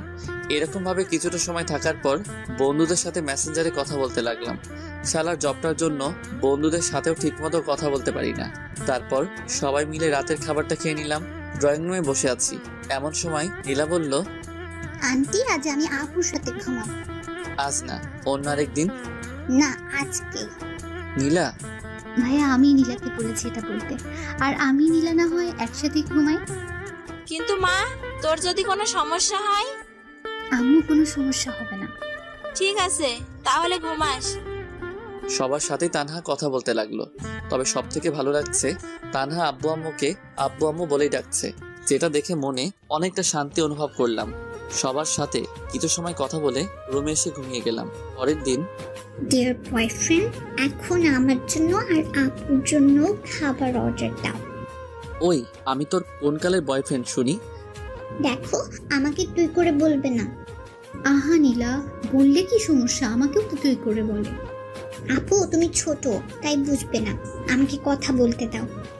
নীলার কথা শুনে আমরা দুজন হাসবো না কান্না করব কিছুই বুঝলাম না। এতটুকু মেয়ে হয়ে একদম বুড়ির মতো কথা বলে। শুধু শুধু তো আর বুড়ি উপাধি দেয়নি তাকে। সে যাই হোক, ওদের কথা মতো খাবার অর্ডার করলাম। হ্যাঁ, আমরা নীলার কথা মতোই ঘুরতে বের হয়েছি। পিচ্ছি হলেও রাগ অভিমান অনেক। সারাটা দিন আমাকে পাগলের মতো ঘুরপাক করাচ্ছে। কিছু ভুল হলেই হয় কান্না বা তানহার ফোন নিয়ে আব্বু আম্মুকে কল করে বলবে আমি নাকি ওকে মেরেছি। কিছু সময় পর ওয়েটার খাবার দিয়ে গেল। তিনজন বসে খাচ্ছি, এমন সময় তানহা বলল, ভাইয়া দেখ তো, ওটা ম্যাডাম না? তো দেখ কেমন করুণ ভাবে জাকিয়ে আছে। বাদ দে এই ছলনাময়ীর কথা। তোকে হয়তো কিছু বলতে চাই। বলবে না। আর তুই এসব কি বলছিস? ভুলে গেলি ওর ডাইনির মতো রূপের কথা? না ভাইয়া, ম্যাডাম হয়তো তেমন না। তুই আর একটা কথা বললে সেদিন যে ম্যাডামকে দিয়েছিলাম তোকেও আজ সেটা দিব। কথা শুনে তানহা চুপ করে গেল। কি দিয়েছিলে ভাইয়া? মিষ্টি খাবে ডার্লিং? তাই? কি মিষ্টি? থাপ্পড় মিষ্টি খাবে? আরে কান্না করছিস কেন? তুমি পচা। তানহা আপু চলো আমরা বাসায় যাই, ভাইয়ার সাথে থাকবো না। বোন আমার, প্লিজ কান্না থামাও। ঠিক আছে, আমরা এখনই চলে যাব। ভাইয়া চলো এখন বাসায় যাই। ঠিক আছে চলো। নীলার কান্না দেখে বাসায় যেতে রাজি হলাম। তানহা নীলাকে দাঁড় করিয়ে বিল দিতে গেলাম, কিন্তু বিল দিয়ে এসেই অনেক অবাক হলাম। সুমাইয়া ওদের দুজনের সাথে হেসে হেসে কথা বলছে। ভাইয়া তুমিও তাহলে প্রেম করেছো? হঠাৎ তানহার এমন কথা শুনে অবাক না হয়ে পারলাম না, কিন্তু নিজেকে স্বাভাবিক করে বললাম, কিসের প্রেম? থাক আর বলতে হবে না, ম্যাডাম আমাদের সব বলেছে। কি বলেছে? এই যে তোমার আর ম্যাডামের রিলেশনশিপের কথা। চুপ। আর ওই আপনার লজ্জা লাগে না এসব কথা সবাইকে বলতে? নিজের ননদিকেই তো বলছি। কিসের ননদ? তোমার সাথে আমার বিয়ে হলে তো তোমার বোন আমার ননদ হবে, তাই না? বিয়ে? সেটাও আবার তোমাকে? হাস্যকর। দেখা যাবে। দেখতে পারবে। এখন বলো, অফিসে যাওনি কেন? আমার জন্য। মানে? নীলা প্লাস তানহা। আগামীকাল আসবে কি? না। কেন? কাল তানহাকে কলেজে ভর্তি করাতে হবে। তাহলে জবের কি হবে? ওর জব করতে হবে না? সেসবের জন্য এখনো রেগে আছো? আর আমি তানহার জন্য ক্ষমা চেয়ে নিচ্ছি। রাগ না। আর তুমি সেদিন ওর সাথে খারাপ ব্যবহার না করলেও ওকে আর জব করতে দিতাম না। এখন ওর ইচ্ছাটাই পূরণ করার প্রচেষ্টা করবে। ও নীলা, তানহা চলো। চলো। সুমাইয়ার সাথে আর কোনো কথা না বলে বাসায় চলে এলাম। একদিন বাসায় কিছু কাজ করার জন্য অফিসে যেতে পারিনি। কাজ বলতে তানহাকে নতুন কলেজে ভর্তি করা, অফিসের ঠিক উল্টো দিকে তানহার কলেজে, তাই ওকে এগিয়ে দেওয়ার সময় পাই না। তবে বাসা থেকে কলেজের দূরত্ব 5 মিনিটের। সে যাই হোক, অফিসে বসে কাজ করছি, এমন সময় সুমাইয়া এলো। কি করছো? দেখছেন না কি করি? তুমি সব সময় এমন করো কেন? তো কেমন করব? বিরক্ত করবেন না প্লিজ, আপনি এখন যান। সুমাইয়া আর কিছু না বলে চলে গেল। লাঞ্চ টাইমে একা বসে আছি, এমন সময় সাইফ এলো। হিমেল ভাই, কি খবর? এই তো আপনার। ভালো ভাই, একটা হেল্প লাগবে। বলুন কি হেল্প লাগবে? আপনি আগে বলুন, রাজি হবেন? রাজি হওয়ার মতো কথা হলে অবশ্যই রাজি হব। ভাই, আমার আসলে রিয়াকে ভালো লাগে। তো আপনি যদি ওকে একটু বলতেন। দেখুন সাইফ ভাই, আপনি ওকে ভালোবাসেন, তাই আমার মনে হয় এটা আপনার বলাই বেটার হবে। কিন্তু আপনি যদি ওকে বোঝাতেন। ঠিক আছে, বলবো। ধন্যবাদ। সাইফ চলে যাওয়ার পর আমিও এসে ডেস্কে বসলাম। রিয়া আপন মনে সে তার কাজ করছে। রিয়া, একটা কথা বলি? বলো। তুমি কি কাউকে ভালোবাসো? বাসি। ও, আসলে সাইব বলল সে তোমাকে ভালোবাসে, তাই জিজ্ঞাসা করলাম। কথাটা শেষ হতে না হতেই রিয়া আমার দিকে করুণভাবে তাকালো। ওর চোখ দেখে বোঝা যাচ্ছে আমাকে কিছু একটা বলতে চাই, কিন্তু সেদিকে কান না দিয়ে কাজ করতে লাগলাম। সেদিনের মতো কাজ শেষ করে বাসায় চলে আসলাম। পরের দিন লাঞ্চ টাইমে আমি আর রিয়া বসে আছি, কিন্তু মেয়েটাকে দেখে মনে হচ্ছে অনেক রেগে আছে, যার জন্য কিছু বলার সাহস খুঁজে পাচ্ছি না। তারপরে মনে একটু সাহস সঞ্চয় করে বললাম, তুমি কি রেগে আছো? হ্যাঁ, আর এখন তোর ঘাড় মটকাবো। মানে আমি আবার কি করলাম? কি করিস না সেটা বল। তুই কি কিছু বুঝিস না? আমি আবার কি বুঝবো? দূর, ওকে দাঁড়া, আমি নিজেই বলছি। দাঁড়িয়ে গেলাম। দাঁড়ালে কেন? তুমি বললে তাই। চুপ, আমি কি সে দাঁড়ানোর কথা বলছি নাকি? তুই বস, আমি বলছি। 1 মিনিট নীরবতা পালন করে বলল, হিমেল, জানি না তুমি আমাকে তোমার কি ভাবো, কিন্তু বিশ্বাস করো, তোমাকে আমি আমার জীবনের একটা অংশ মনে করি। যেদিন তোমাকে প্রথম দেখেছিলাম সেই দিন থেকেই তোমাকে ভালো লাগতো। আর সেই দিন যে তানহাকে পাশে নিয়ে গিয়ে নিজের বোনের অধিকার দিয়েছো, সেই দিন থেকেই তোমাকে অনেক অনেক ভালোবাসি। তোমাকে কিছু বলার আগে উল্টো সাইফের কথা বলে আমাকে রাগিয়ে দিলে। প্লিজ হিমেল, তুমি আমাকে ফিরিয়ে দিও না। রিয়ার কথা শুনে মাথায় যেন আকাশ ভেঙে পড়লো। যাকে ভালো বন্ধু ভাবতাম সেই নাকি আজ আমাকে ভালোবাসে, কিন্তু আমি তো কাউকে ভালোবাসি না। হ্যাঁ, একজনকে এখনো ভালোবাসি, তবে সেটা সুমাইয়া। সুমাইয়া ছাড়া কাউকে আমার জীবনে কল্পনাও করতে পারি না, হোক সেটা দূরে বা কাছে। কিছু তো বলো। আমি তোমাকে ভালোবাসতে পারবো না। কেন? কারণ আমি একজনকে ভালোবাসি। কিন্তু কখনো তো আমাকে বলোনি। বলার প্রয়োজন মনে করিনি। কিন্তু তুমি আমার জীবনের একজন শুভাকাঙ্ক্ষী হয়ে থাকতে পারো, কিন্তু সঙ্গী নয়। ঠিক আছে, তবে একটা কথা জানতে চাই। কি বলো? কাকে তুমি ভালোবাসো? আমাদের ম্যাডামকে। মানে? কিন্তু উনি তো। জানি অবাক হচ্ছ, কিন্তু এটাই সত্যি। কিছু মনে না করলে জানতে পারি তোমার আর ম্যাডামের রিলেশনের কথা? কেন নয়। যখন আমরা অনার্স 2য় বর্ষ পড়তাম তখনই সুমাইয়ার সাথে আমাদের পরিচয়। সব বড়লোক বাবার মেয়ের মতো সুমাইয়া ছিল না, ও ছিল একদম তাদের উল্টো, যেটা দেখে প্রথম আমি মুগ্ধ হই। সুমাইয়া আর আমি একই ডিপার্টমেন্টে ছিলাম, তাই পরিচয় হয় পড়াশোনার ফাঁকেই। একদিন ক্লাস শেষ করে সুমাইয়াকে বলি, সুমাইয়া, কিছু কথা বলার ছিল। বলো। আমি তোমাকে ভালোবাসি। সরি হিমেল, এটা আমি পারবো না। তুমি আগে পড়াশোনা করে নিজের পায়ে দাঁড়াও, তখন তোমার সাথে প্রেম করব। কিন্তু ততদিন হয়তো তুমি থাকবে না। তবে আমার থেকেও ভালো কাউকে জীবনে পাবে। আর কিছু না বলে সুমাইয়া চলে যায়। কিন্তু তখন ছিলাম নাছরবান্দা, আর এমনিতেই কলেজে থাকাকালীন ছিলাম 1 নাম্বার বাদর। এভাবে সুমাইয়ার সাথে টুকটাক কথা বলতাম। প্রতিদিন সুমাইয়াকে ভালোবাসি না বললে যেন আমার দিনটাই মাটি হয়ে যেত। প্রতিদিন ভিন্ন ভিন্নভাবে ভালোবাসি কথা বলতে হয়েছে, আর সুমাইয়া একইভাবে একটা উত্তর দিয়েছে, আগে নিজের পায়ে দাঁড়াও। অনেক সময় সুমাইয়ার প্রতি রাগ হতো, কিন্তু কিছু বলতে পারতাম না। একদিন হঠাৎ করে বন্ধুদের না বলে আব্বু আম্মুর সাথে মামা বাসায় চলে যাই। প্রায় 1 সপ্তাহ পরে যখন কলেজে আসি তখনই আমার উপর দিয়ে সিডর বয়ে যায়। তুই আমাকে কিছু না বলে চলে গেলি মামা বাসায়? আমাকে বলিস নাই কেন? কি বলতাম? জানিস আমি কত কষ্ট পেয়েছি? চুপ শালি, এত সময় ধরে মারছিস, আমার মনে হয় কষ্ট হচ্ছে না?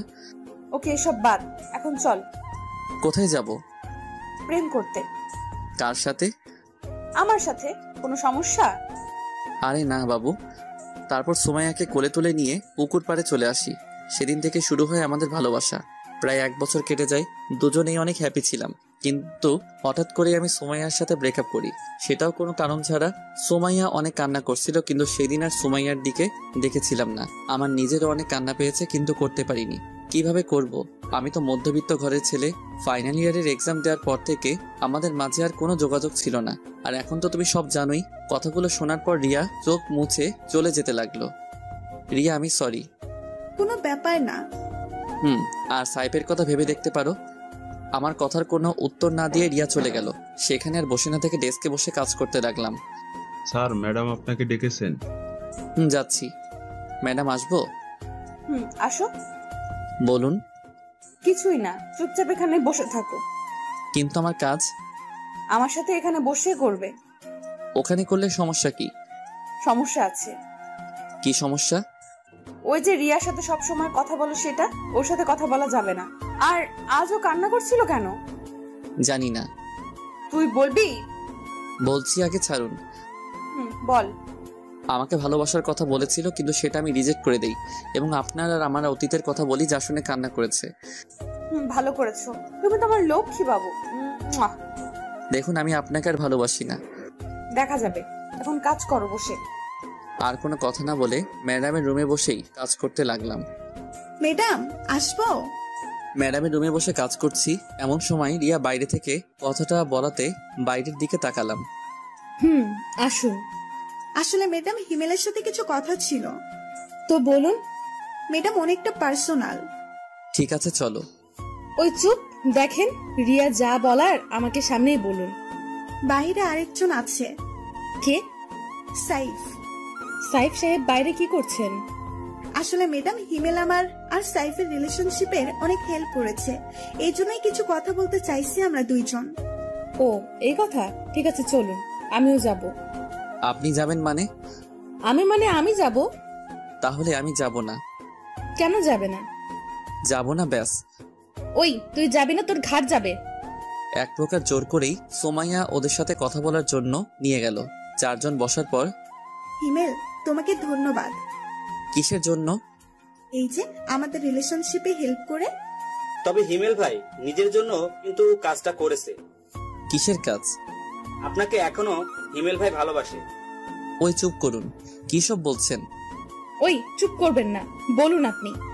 সুমাইয়া, ভাই এখনো আপনাকে অনেক অনেক ভালোবাসে। তাই বুঝি? কিন্তু ম্যাডাম, আপনি জানেন না। জানি তো, এই জন্য তো নিজের কেবিনে বসিয়ে কাজ করায়। তোমরা কি চুপ করবে? আর ওই শালা তোরে এসব বলতে বলছে কে? যেটা সত্যি সেটাই বলছি ভাই। রাগ তোর সত্যি? আহা বাবু, রাগ করছো কেন?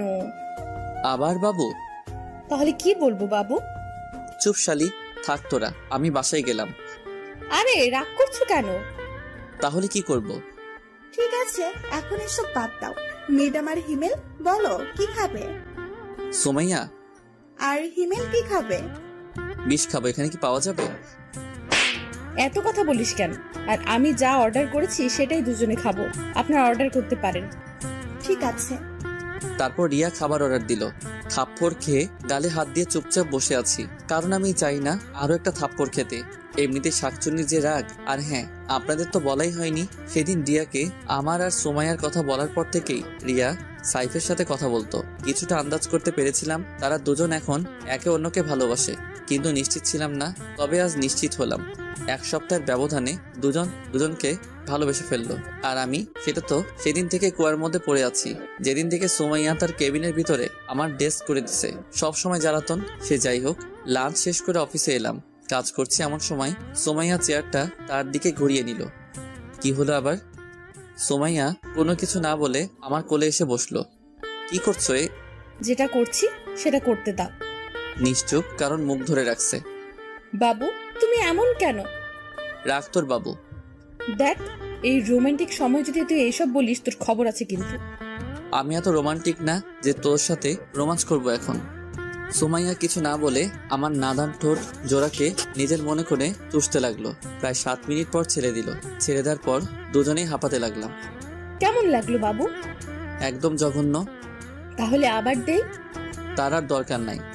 আমার কোল থেকে উঠে ডেস্কের উপরে বসে দুপা চেয়ারের দুই পাশে দিয়ে আমাকে দোলাতে দোলাতে বলল, কেন? যদি আমার পেট খারাপ হয়। পাগল, কিস করলে পেট খারাপ হয় তোমাকে কে বলেছে? ফেসবুকে দেখেছিলাম গার্লফ্রেন্ডকে কিস করে পেট খারাপ বয়ফ্রেন্ডের। মজা নাও। আরে না, সত্যি দেখেছিলাম। আচ্ছা এসব বাদ, এখন বলো তুমি আমাকে মিথ্যা বলতে কেন? কি মিথ্যা বলতাম? এই যে তুমি আমাকে ভালোবাসো না। সত্যি ভালোবাসি না। দেখা যাবে বিয়ের পর। কাদের বিয়ে? তোমার আর আমার। হবে না বিয়ে। বাজি? আমি বাজি। বাট কি বাজি? তুমি যা বলবে তাই। ঠিক আছে, আমি যদি তোমাকে বিয়ে করতে পারি তাহলে তোমার সাধ্য মতো কিছু কাজ করতে দিব, সেগুলো তোমার হাড়ে হাড়ে পালন করতে হবে। ওকে, আর যদি বিয়ে না হয়? তাহলে সারা জীবনের জন্য তোমার জীবন থেকে চলে যাব। সোমাইয়া কথা শুনে বুকের ভিতর নিজের অজান্তেই ফ্যাত করে উঠল। হয়তো আমি ওকে হারাতে চাই না, কিন্তু সুমাইয়া ওর পরিবার রেখে আমাদের পরিবারে কিভাবে থাকবে? সুমাইয়া হলো বাবা মায়ের একমাত্র সন্তান। এটা ছাড়াও ওর বাবার অনেক টাকা, ইচ্ছে করলে ওর বাবা একটা ভালো কোনো পরিবারে তার মেয়ের বিয়ে দিতে পারেন। কিন্তু সুমাইয়ার কথা শুনে এতটা অস্বস্তি লাগছে কেন? আমার এমন চেহারা দেখে সুমাইয়া হেসে বলল, আরে ভয় পেও না, তোমাকে ছাড়া কোথাও যাব না, প্রয়োজন হলে তোমাকে জোর করে বিয়ে করব। দেখা যাক। সুমাইয়া তখন কিছু না বলে উঠে আমার কপালে চুমু খেয়ে বলল, কাজ করো এখন। তারপর কাজে মন দিলাম। অফিস শেষ করে বাইরে রিক্সার জন্য অপেক্ষা করছি, কিন্তু কোনো মতে রিক্সার কোনো খোঁজ নাই। হেঁটে যাব বলে পা বাড়ালাম, এমন সময় সুমাইয়া গাড়ি দিয়ে পথ আটকালো। বাবু ওঠো। ওই চুপ, সবসময় মজা ভালো লাগে না। মজা কেন করব? আর ওঠো। না থাক, আমি হেঁটেই যাব। এই উঠবি তুই? না। শালা, তুই উঠবি না মানে তোর বাপ উঠবে। তাহলে আব্বুকে গিয়ে বলো। এটা কথার কথা, এখন তুই উঠ। কলার ধরে গাড়ির মধ্যে নিয়ে গেল। তুমি আমাকে নির্যাতন করছো কেন? কি বললে? এটা নির্যাতন? তো নয়তো কি?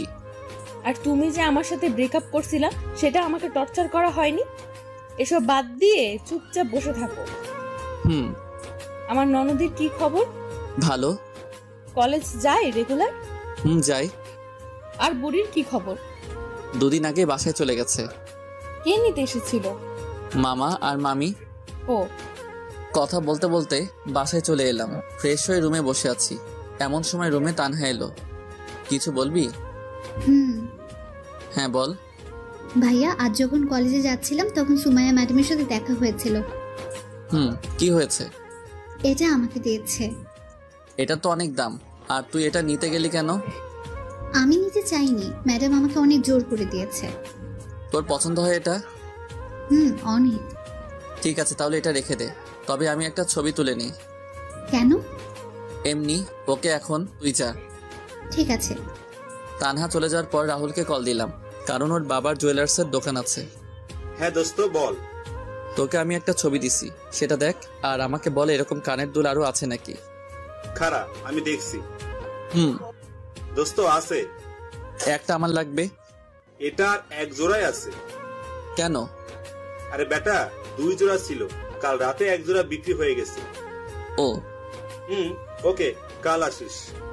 ঠিক আছে ভাই। রাহুলের সাথে কথা বলে কেটে দিলাম। সেদিন রাতে খাবার খেয়ে ঘুমিয়ে গেলাম। সকালে অফিসে যাওয়ার পথে রাহুলের জুয়েলারির দোকান থেকে কালকের ওই কানের দুলটা নিয়ে গেলাম। অফিসে আজ তাড়াতাড়ি যাওয়ার জন্য আগে থেকেই রুমে বসে কাজ করছিলাম। হঠাৎ কারো আগমন লক্ষ্য করতে দেখলাম ম্যাডাম এসেছে। আরে জানো, এত সকাল সকাল কেন? আমার কথা কি মনে পড়ছিল? দেখুন ম্যাম। তোমাকেই তো দেখছি। ধুর, বাবুটা রাগ করেছে বুঝি? ছাড়ো। কি হলো? কিছু না। আর প্লিজ, তুমি আমার পরিবারকে দয়া করতে হবে না। মানে কিসের দয়া? এইটা। এটা তোমার কাছে কেন? তোমাকে ফেরত দেওয়ার জন্য এনেছি। কেন? যার জিনিস তাকে দিতে এসেছি। কিন্তু আমি তো। সেসব আমি কিছু জানতে চাই না। আর এটা তোমার জিনিস, তুমি রাখো। দয়া করে আমার পরিবারকে কিছু দান করতে হবে না। ওই চুপ। আর ধুর, আমি নিলাম ঠিক আছে, কিন্তু বাসর রাতে এটাই তোর হাত থেকে পড়বো, মনে থাকে জানো। বিয়ে হলে তো দেখা যাবে। আর শোনো, আমি আজ অফিসে থাকতে পারবো না। তো আমি কি করব? কোনো গুরুত্বপূর্ণ কাজ থাকলে সেগুলো তুমি সলভ করে দিবে। ঠিক আছে, চেষ্টা করব। ঠিক আছে, আমি যাই তাহলে। জি। সুমাইয়া চলে যাওয়ার পর আবার কাজ করতে লাগলাম। হঠাৎ সুমাইয়ার ব্যবহারের কথা মনে পড়লো। অফিসে এলো কিন্তু কোনো কাজ না করে চলে গেল। কি এমন কাজ যে আসার সাথে সাথে চলে যেতে হবে? আর এতই যদি দরকারি কাজ থাকে তাহলে আসার কি দরকার ছিল? সবকিছু মাথার উপর দিয়ে গেল। সেসব আর চিন্তা না করে কাজে মন দিলাম।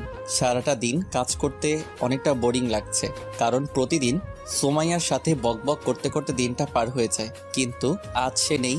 আগে বাইরে কাজ করতাম, তখন কারোর সাথে কথা বলতে পারতাম, কিন্তু এখন রুমের মধ্যে কারোর সাথে কথা বলতে পারছি না। কোনো রকম দিনটা পার করে বাসায় চলে এলাম। বাসায় এসে ফ্রেশ হয়ে ছাদে গিয়ে সিগারেট খেতে লাগলাম। অনেকদিন ছাদে আসি না, তবে এখন কেন জানি না সিগারেট অনেক ভালো লাগে। আগে 2 চোখে দেখতে পারতাম না, কিন্তু এখন নিজের অজান্তেই ভালো লাগা কাজ করে। প্রতিদিন কমপক্ষে 2টা খেতেই হয়, আর না খেলে কেমন জানি মনটা খচখচ করে।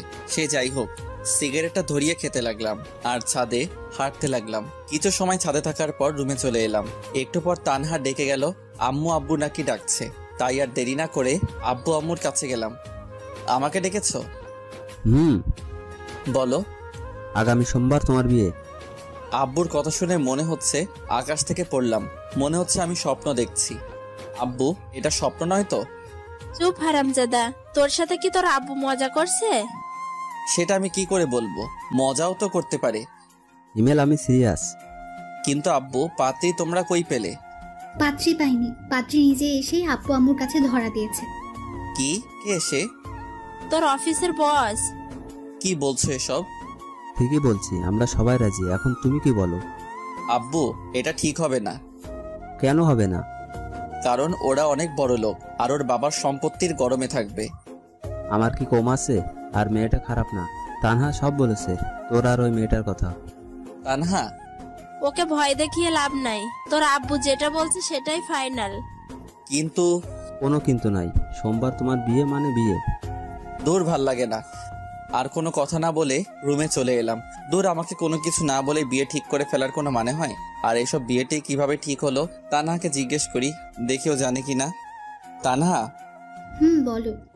তুই বাইরে দাঁড়িয়ে কেন? আমি জানি এখন যদি আমি রুমে যাই তাহলে তুই মারবি বা বকা দিবি। আরে না, কিছু বলবো না। প্রমিস? আয়। বল। আমার বিয়ে ঠিক করতে কে এসেছিল? ম্যাডামের বাবা। তুই কি বাসায় ছিলি? আর কখন এসেছিল? বিকাল 3টার সময়। আর ভাইয়া, তুই বিশ্বাস করবি না, ম্যাডামের বাবা অনেক ভালো। প্রথমে আব্বু রাজি ছিল না, কিন্তু যখন বলল সুমাইয়ার কোনো মা নেই, তখন আম্মুর মন গলে পানি হয়ে যায়। আর আম্মু আব্বুকে কিছু একটা বলে, যার জন্য আব্বু রাজি হয়ে যায়। ঠিক আছে। আর তোর কলেজ কেমন চলছে? অনেক ভালো। কিছু বন্ধু হয়েছে? 3 জন, প্রিয়া, কেয়া, তিশা আর নুসরাত। ছেলে বন্ধুরাই? না, আর প্লিজ কারণ জানতে চাস না। ঠিক আছে, এখন তুই চা। তানহা আর কিছু না বলে চলে গেল। রুমে শুয়ে শুয়ে ভাবতে লাগলাম কি থেকে কি হচ্ছে। সুমাইয়ার পরিবার যেমন বড়লোক, আমরা সেরকম নই, কিন্তু তারপরেও তার বাবা রাজি হয়ে গেল। হয়তো মেয়ের সুখের কথা ভেবেই রাজি হয়েছে। কিন্তু সুমাইয়ার সাথে যদি আমার বিয়েটা হয়েও যায়, তাহলে তো আমার জীবন একদম তেজপাতা করে ছাড়বে। তার উপর বাজি তো আছেই, যা হবে দেখা যাবে। এসব ভেবে আর লাভ নেই। সেদিনের মতো ঘুমিয়ে গেলাম। পরের দিন। কি রে ভাইয়া, আজ অফিসে যাবি না? যাব। তাহলে ঘুম থেকে ওঠ, আজ আমিও তোর সাথে অফিসে যাব। তুই কেন যাবি? ম্যাডাম যেতে বলেছে। কেন? সেটা জানার জন্যই তো যাব। ঠিক আছে। তাড়াতাড়ি ওঠ। আর শোয়না থেকে উঠে ফ্রেশ হয়ে নিলাম। তারপর সকালে নাস্তা করে অফিসের জন্য বের হলাম। সাথে তানহা। দুজন একটা রিক্সা করে অফিসে চলে এলাম। আরে তানহা, কেমন আছো? এই তো আপু ভালো, আপনি কেমন আছেন? ভালো। তা কি মনে করে আস? ম্যাডাম দেখেছেন। ও, তাহলে যাও। কথা বলা শেষ করে তানহাকে সাথে করে কেবিনে ঢুকলাম। আমাদের দেখে কাজ বন্ধ করে উঠে দাঁড়ালো।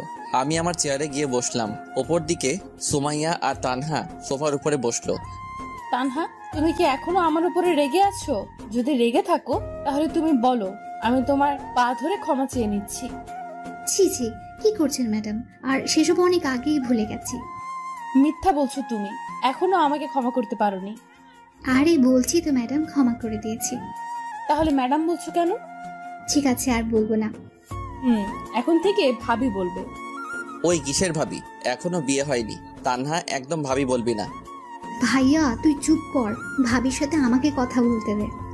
আর কিছু বললাম না। আর এই নাও দুল। কিসের দুল? যেটা তোমাকে দিয়েছিলাম কিন্তু তোমার ভাইয়া আমাকে ফেরত দিয়ে দেয় সেটা। মানে তুমি আমাকে যে দুল দিয়েছিলে সেটা তো বাসায়। তাহলে এটা? এটা তো একদম ওই দুলটার মতো, কিন্তু তুমি আমাকে যে দুল দিয়েছিলে সেটা আলমারিতে রেখে দিয়েছি। তাহলে হিমেল যে এটা আমাকে ফেরত দিল?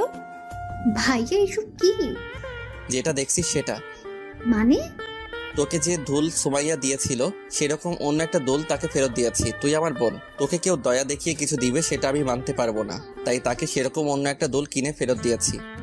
একদম চুপ, আমি আমার ননদকে দিতেই পারি, এতে দয়ার কি আছে? বিয়ের আগে আমি কিছু নিতে দিব না।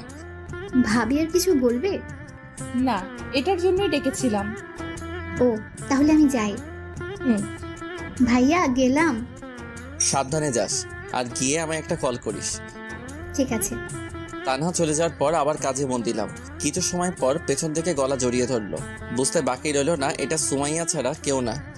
বাবু, আমি বুঝতে পারছি কেন তুমি আমাকে দুল দিয়েছো। কেন দিয়েছি? কারণ দুলটা তোমার অনেক পছন্দ হয়েছে, যার জন্য আমাকে দিতে চেয়েছিলে। কোনো কারণ না পেয়ে এইভাবে আমাকে দিলে, তাই না? জি না। আমি জানি। জানো ভালো। এখন ছাড়ো, কাজ করব। না, ছাড়বো না। প্লিজ ছাড়ো, কাজ করতে দাও। তাহলে একটা পাপ্পি দাও। পারবো না আমি। কেন পারবে না? এমনি। একটা দাও না প্লিজ। ওকে দাঁড়াও। দাও। মুখটা সুমাইয়ার মুখের কাছে দিতেই সুমাইয়া ওর চোখ বন্ধ করে ফেললো। আজ কেন জানি নিজেকে সুমাইয়ার দিকে আকর্ষণ করছে। টানা টানা চোখ যা দেখে যে কেউ ওকে দেখে ফিদা হয়ে যাবে। সুমাইয়ার চোখ বন্ধ করাই আমিও ওর ঠোঁটের দিকে তাকালাম। দেখলাম ঠোঁটটা কাঁপতে শুরু করে দিছে। সুমাইয়াকে কিস করবে এমন সময় বললাম, সুমাইয়া আমার না খুব জোরে ইয়ে চেপেছে। কথা বলার পরপরই চোখ খুলে আমার দিকে রাগি মুটে তাকালো। মনে হচ্ছে আমাকে এখন ইচ্ছা মতো পিটাবে। ইয়ে মানে? ইয়ে মানে হিসু, 1 নাম্বার যাকে বলে। কিস করার সময় এটা পাওয়ার ছিল নাকি তুই এমনি বলছিস? ছি, আমি কি তোমাকে মিথ্যা বলতে পারি বলো? জানা আছে তো সত্য কথা। তাহলে আমি যাই। যাই মানে? কোথায় যাবি? ওই যে হিসু করতে। তোর সাথে আমিও যাব। কি, তুমি যাবে কেন? দেখবো তাই। ছি, তোমার লজ্জা লাগবে না? চুপ কর হারামি, আমি কি তোর মতো লুচু নাকি? দেখবো তুই ইয়ে করবি নাকি আমাকে মিথ্যা বললি। এই রে, মনে হচ্ছে ধরা পড়ে গেলাম। এত কষ্টে একটা মিথ্যা কাহিনী বললাম, সেটারও ফেলুদা বানিয়ে দিল। কি হলো? কি ভাবছো? বিয়ের কথা। কার বিয়ে? আমার আর আমার। আমার আর আমার মানে কি? সরি, আমার আর তোমার। তাই বুঝি। কি ভাবছো বাবু? সময় হলেই বলবো। ঠিক আছে। এখন যাই। যাও। সেখানে আর দাঁড়িয়ে না থেকে বাথরুমে চলে গেলাম। লম্বা একটা নিঃশ্বাস ফেলিয়ে সিগারেট ধরালাম। শালার যতই বলি সিগারেট আর খাবো না, ততই নিজেকে নিকোটিনের ধোঁয়ায় আবদ্ধ করে ফেলি। সিগারেটটা তাড়াতাড়ি শেষ করে কেবিনে আসলাম। চেয়ারে বসতে বসতে সুমাইয়া প্রশ্ন করলো, এত সময় লাগে? এদিকে আসো। কেন? একটা মিটিং আছে, সেটার জন্য তোমাকে প্রস্তুতি নিতে হবে। অন্য কাউকে নাও। না, তুমি মানে তুমি। ঠিক আছে। আর মিটিং কবে? আগামীকাল লাঞ্চের পর, তবে তারা সকালেই আসবে। ঠিক আছে, দাও। এখানে সব আছে, সমস্যা হলে আমার থেকে জেনে নিবে। আর যদি ভুল হয় তাহলে আমার বোনের মতো আমাকে বকা দিবে? না, তোমাকে থাপ্পড় দিব। এক কথা শুধু বারবার বলে। মনে হচ্ছে রেগে গেছে, তাই আর কিছু বললাম না। সারাদিন আমাকে রাগাই, কই আমি তো কিছু বলি না। আর এইটুকুতেই রেগে গেল। ওকে আমিও আর ডিস্টার্ব করব না। মাথা থেকে সব ঝেড়ে ফেলে কাজে মন দিলাম। অনেক সময় কাজ করার পর বাইরে যেতে দেখলাম সবাই লাঞ্চ করতে গেছে, তাই আমিও কেবিনে চলে আসলাম। দেখলাম সুমাইয়া টিফিন বের করছে। ওকে টিফিন বের করা দেখে আবার বাইরে চলে এলাম। অবশ্য সুমাইয়া 2-1 বার ডাক দিয়েছিল, কিন্তু আমি না শোনার ভাব করে বাইরে চলে আসি। লাঞ্চ টাইম, যার জন্য কোনো কাজ নেই, তাই অফিসের বাইরে এসে একটা চায়ের দোকানের সামনে এসে সিগারেট ধরালাম। লাঞ্চ টাইমটুকু পার করতে করতেই 5টা সিগারেট শেষ। ভাবছি আরও একটা ধরাবো, কিন্তু মোবাইলে সময় দেখার পর আর খেলাম না। তারপর আবার অফিসে চলে এলাম। প্রায় সবাই আবার কাজে মন দিয়েছে। আমিও কেবিনে ঢুকলাম। কোথায় গিয়েছিলাম? বাইরে। কেন? লাঞ্চ করতে। আমি ডাকলাম শুনলে না কেন? শুনতে পাইনি। ঠিক আছে, আসো, এখন খাবো। আমি বাইরে থেকে খেয়ে এসেছি। জানি তুমি মিথ্যা বলছো। সত্যি বলছি। না, মিথ্যা। কুত্তা, তোর শরীরে কিসের গন্ধ এটা? মানে কিসের গন্ধ? তুই সিগারেট খাস? আরে না, আমি এসব খাই না। তাহলে আমি কি ভুল গন্ধ পাচ্ছি? সেটা আমি কি করে বলবো? কুত্তা, বানর, ইঁদুর, তুই বাইরে এটা খাওয়ার জন্যই গিয়েছিলি। আমি কি বুঝি না মনে করছিস? বাথরুমে চল। কেন? ফ্রেশ হবি। তারপর বাথরুমে গিয়ে ফ্রেশ হয়ে নিলাম। ফ্রেশ হয়ে কেবিনে ঢুকে কাজ করব, কিন্তু সুমাইয়া বাধা দিল। কি হলো আবার? খাবার খাবো, তারপর কাজ। তো তুমি খাও, আমি খেয়েছি। ওই, তুই সিগারেট খোর। আমি ভালো করে জানি তুই কিছু খাস নাই, তাই বেশি কথা না বলে তাড়াতাড়ি আয়। এক প্রকার সুমাইয়ার জোরাজোরিতে লাঞ্চ করলাম। সেদিনের মতো অফিস শেষ করে বাসায় চলে এলাম। তবে বাসায় এসে অনেক অবাক হলাম, কারণ মামা মামি আর নীলা বাসায়। হালকা কিছু কথা বলে ফ্রেশ হতে গেলাম। ফ্রেশ হয়ে বসে আছি, এমন সময় তানহা আর নীলা এলো। এই যে বুড়ি, তোমরা কখন আসলে? দুপুরে। কেন এসেছো? সেটা জানি না। তানহা কেন এসেছে রে? তোর বিয়ের জন্য। ও। বসে ওদের সাথে তখন আড্ডা দিতে লাগলাম। রাতে সবাই মিলে খাওয়া দাওয়া করে ঘুমিয়ে গেলাম। পরের দিন মিটিং থাকার জন্য আজ একটু তাড়াতাড়ি অফিসে গেলাম। কিছু সময় কাজ করার পর ক্লায়েন্টের সাথে আলাদাভাবে দেখা করার জন্য গেলাম। গিয়ে তো আমি পুরাই অবাক, কারণ সেখানে জয়ের খালাতো ভাই সাব্বির আমাদের ব্যাচের ছিল, কিন্তু কলেজ ছিল ভিন্ন। মনে মনে ভাবলাম সাব্বিরকে দিয়ে কিছু করা যায় নাকি, যেই ভাবা সেই কাজ। মাথার ভিতর একটা শয়তানি প্ল্যান কষলাম। ওই শালা, তোকে ডাকছি শুনতে পাসনি? খেয়াল করিনি। তুই এখানে কেন? এই অফিসে কাজ করি। আর তুই? তোদের অফিসের সাথে একটা মিটিং আছে, যার জন্য আমাকে সিলেক্ট করছে, তাই এখানে আসা। এসে তোর সাথে দেখা হয়ে গেল। তবে একটা কাজ করতে হবে। কি কাজ? আয় ওদিকে বসে তোকে সব বলছি। তারপর একপাশে গিয়ে সাব্বিরকে সব বুঝিয়ে বললাম ওকে কি কি করতে হবে। কিন্তু হিমেল, তুই জানিস আমার বিয়ে হয়ে গেছে। এখন যদি এসব করি আর সেটা যদি আমার বাসায় জেনে যায়, তাহলে আমার বউ আমাকে কি করবে একটু ভেবে দেখছিস? আরে বেটা, কিছু হবে না। আর যদি হয়? দূর, আমি বলছি না কিছু হবে না। বলে শালা তোর খবর আছে। সাব্বিরের সাথে আরো কিছু কথা বলে কেবিনে চলে এলাম। কিছু সময় কাজ করার পর লাঞ্চ করে মিটিং রুমে আমি আর সোমাইয়া গেলাম। সবাই আগে থেকেই রুমে ছিল। দেখলাম সাব্বির নিজেও আছে। সবার উপস্থিতিতে শুরু করলো মিটিং। প্রায় 1 ঘন্টা পর শেষ হলো। নিজেও একটু হাঁপ ছেড়ে বাঁচলাম। কেবিনে আমি আর সোমাইয়া বসে আছি। এমন সময় সাব্বির এলো। যাক, শালার তাহলে সাহস আছে। আসবো? আসুন প্লিজ সিট। থ্যাঙ্কস। আপনাকে কিছু কথা বলার ছিল। জি বলুন। আসলে আমার আপনাকে ভালো লাগছে। আপনি যদি চান তাহলে আমি আপনাকে বিয়ে করতে চাই। সরি, আমার অলরেডি বিয়ে ঠিক হয়েই আছে। কিন্তু আপনি চাইলে তো বিয়েটা বন্ধ করতে পারেন। আপনাকে আমি বিয়ে করব না, আপনি যেতে পারেন। যদি একটু ভেবে দেখেন তাহলে। তার বাচ্চা, তোকে বলছি না আমার বিয়ে ঠিক হয়ে আছে, তাহলে বারবার এত কথা বলছিস কেন? সাব্বির থাপ্পড় খেয়ে গালে হাত দিয়ে চুপচাপ দাঁড়িয়ে আছে, আর সোমাইয়া ইচ্ছা মতো বকা দিতে লাগলো। অবস্থা বেগতিক, তাই ওদের কাছে গেলাম। ভাই, আমি সরি রে। শালা, রাখ তো সরি। কত জোরে থাপ্পড় মারছে? আরে আমি জানি না কি এমনটা হবে। কি হবে? কিছু না। চুপ শালা। আমাকে মায়ের খাওয়াইয়ে ভেবেছিস তুই বেঁচে যাবি? কখনো না। শোনেন ভাবি, ইমেল আপনাকে পরীক্ষা করার জন্য আমাকে আপনার সাথে এমন এমন কথা বলতে বলে। প্রথমে আমি রাজি হইনি, কারণ আমার বাসায় বউ আছে, কিন্তু ওর জোরাজুরিতে রাজি হয়, যার ফলস্বরূপ থাপ্পড় পেলাম। তার মানে আপনি সব হিমেলের কথা মতো করেছেন? জি। আমি আসলে সরি, ভুল হয়ে গেছে, প্লিজ কিছু মনে করবেন না। আর আপনি এখন যান, আমি ওকে দেখাচ্ছি এটা করার জন্য কি শাস্তি পাবে। সুমাইয়ার কথা শুনে সাব্বির চলে গেল। মনে হচ্ছে আমার উপর দিয়ে এখন ভূমিকম্প যাবে। কেন এমন করছিলা? সাব্বির তো বলল পরীক্ষা করার জন্য। আমাকে তোর বিশ্বাস হয় না? হয়তো। তাহলে পরীক্ষা করার কি আছে? এমনি মজা করছিলাম। হাত সরা। না। সরা বলছি। না, সরাবো না। সোমাইয়া আর কিছু না বলে আমার মাথার চুল ধরে আর আমার 2 জোড়া ঠোঁটকে নিজের আয়ত্তে করে চুষতে লাগলো। প্রায় 7 মিনিট পর ছেড়ে দিল। জোরে জোরে নিঃশ্বাস নিতে লাগলাম। কথায় কথায় শুধু একটা নিষ্পাপ ছেলেটার উপর অত্যাচার চালাই। কেমন দিলাম? জঘন্য। তাহলে আরেকটা দেই? না না, লাগবে না। তাহলে বলো কিসটা কেমন লাগলো? হ্যাঁ, অনেক ভালো। Good boy. যাও এখন কাজ করো। তারপর আবার কাজে মন দিলাম। দেখতে দেখতে বিয়ের দিন চলে এলো। অনেক সুন্দর করে বাসা সাজানো হয়েছে। আব্বু কিপটে হলে কি হবে, শখ আছে অনেক। যদিও বিয়ে করতে প্রথমে রাজি ছিলাম না, কিন্তু এখন রাজি, কারণ এই শীতের রাতে একটা তুমি দরকার। তাছাড়া আব্বু আম্মুর কথা ফেলতে পারতাম না। সে যাই হোক, বাসায় সব আত্মীয় স্বজন চলে এসেছে। দুপুরবেলা সবাই মিলে আমাকে গোসল করিয়ে দিলা। তারপর রেডি হয়ে সুমাইয়াদের বাসায় রওনা দিলাম। বাসায় গিয়ে হলো সব সমস্যা। পাত্রীপক্ষকে নাকি গেট সাজানোর জন্য মোটা কিছু টাকা দিতে হবে, তাই আমাকে ভিতরে ঢুকতে ইচ্ছে করছে না। মেজাজ পুরোই গরম। এটা যদি বিয়ে বাসা ছাড়া অন্য কোথাও হতো তাহলে সবকিছু ছেড়ে ছুড়ে বাসায় চলে যেতাম, কিন্তু এসেছি বিয়ে করতে। বউটারে সাথে না নিয়ে গেলে কেমন হয়? আপনাদের কত টাকা লাগবে? মাত্র 15,000। 15,000? সেটাও আবার মাত্র? তাড়াতাড়ি বের করে। আমরা তো এত টাকা আনিনি। তাহলে 10,000 দিন। আর একটু কম রাখা যায় না? জি না, টাকা বের করেন। অনেকক্ষণ মেয়েদের পাম দেওয়ার পর 7,000-এ রাজি হয়ে যায়। সব নিয়ম নীতি মেনে বিয়েটা সম্পন্ন হয়। সোমাইয়াকে সাথে করে বাসায় চলে এলাম। সবাই এখন নতুন বউ দেখতে ব্যস্ত। এই ফাঁকে বন্ধুরা সবাই মিলে ছাদে চলে এলাম। অনেকক্ষণ ধরে মনের মধ্যে খচখচ করছিল, তাই সিগারেট ধরালাম।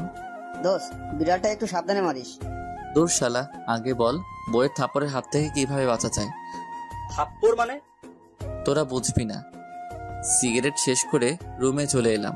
বাসর ঘরে রুমে এসে দেখি বউ আমার খাটের উপর লম্বা ঘোমটা টেনে বসে আছে। ভাবলাম এই সময় বউটাকে রাগালে কেমন হয়।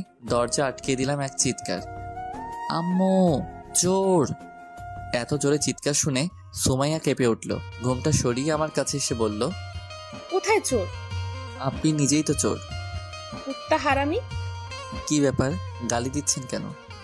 আমি তোর বউ, তোকে গালি দিব মাইর দিব, কোনো সমস্যা?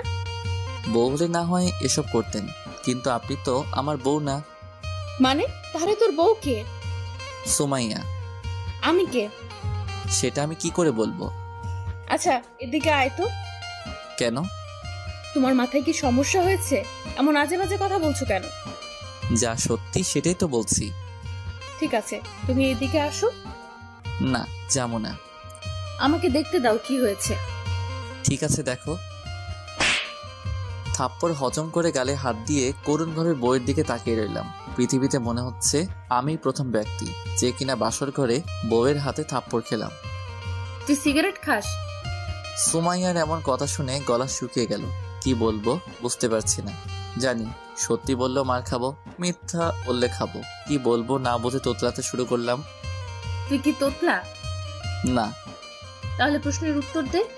যাই বলি সেটাতেই তো মারবে। সত্যি কথা বললে মারবো না।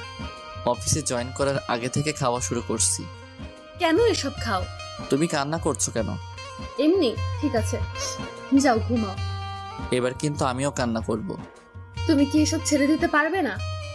তুমি কান্না থামিয়ে একটা হাসি দিলেই পারবো। কথাটি শোনার পর সোমাইয়া ফিক করে হেসে দিল। এখন সোমাইয়াকে ভালো লাগছে। কিছু মানুষের কান্না কেন জানি সহ্য হয় না, আর সোমাইয়ার কান্না সেটা কখনো হবেও না। যখন ওর সাথে ব্রেকআপ করি তখন ও অনেক কান্না করছিল, যেটা আমার একদম সহ্য হচ্ছিল না। সেদিন থেকে এক সপ্তাহ কলেজ গেছিলাম না, গেলেই হয়তো ওর কান্না দেখতাম। কি হলো, কি ভাবছো? ভাবছি বাসর করব কিভাবে। জি না সোনা, আমার সাথে যে বাজি ধরছিলা সেগুলো আগে পূরণ করো, তারপর বাসর। কি? কি নয় জি। থাকবো না আমি এই বাসায়। ঠিক আছে, চলে যাও। আমি যাব কেন? এটা আমার বাপের বাড়ি, তুমি যাও। আইসে বাড়ি দেখাইতে, কথা না বলে ফ্লোরে ঘুমাও। আমার কিন্তু ঠান্ডা লাগবে। তাহলে ঘুমাতে লাগবে না, খাটেই আসো। ধন্যবাদ বউ, তুমি আমার অনেক অনেক ভালো আর কিউট বউ। থাকার পাম দেওয়া লাগবে না। না সত্যি। আচ্ছা বউ, আমি তোমাকে একটু জড়িয়ে ধরি। সোমাইয়া কিছু কথা না বলে আমার পেটের উপর বসলো। এখানে বসলে কেন? তুই আমারে বউ বউ করছিস কেন? কেন বউ? চুপ, আমার কি নাম নেই? আছে, বাট এটা ভালোবেসে বলছি। রাখ তোর ভালোবাসা। ঠিক আছে। লাইট বন্ধ করো। লাইট বন্ধ করলে আমার ভয় লাগে। আজ লাগবে না। কেন? এত কেন কেন করছিস কেন? যেটা বলছি সেটা কর। লাইটটা বন্ধ করতেই সুমাইয়া পাগলের মতো কিস করতে লাগলো। আরো অনেক কিছু হয়েছে, কিন্তু আপনাদের বলা যাবে না। বললে আমিও লজ্জা পাবো, সাথে আপনারাও লজ্জা পাবেন, তাই এটা না বলাই ভালো। আর যারা একান্ত জানতে চান বাসর ঘরে কি হয়, তাহলে বিয়ে করে নেন। যতই হোক বাসরাত বলে কথা, দুজনে কখন ঘুমিয়ে গেছি খেয়ালই করিনি। সকালে ঘুম থেকে উঠে দেখি সুমাইয়া আয়নার সামনে বসে চুল ঠিক করছে। উঠে গিয়ে কোমরে হাত দিয়ে সুমাইয়ার চুলের মধ্যে মুখ ডুবিয়ে দিলাম। হঠাৎ এমন করায় সুমাইয়া অনেকটা কেঁপে উঠল। তারপর স্বাভাবিক হয়ে বলল, কখন উঠলা? এই মাত্র। শাওয়ারে যাও। একটু পর।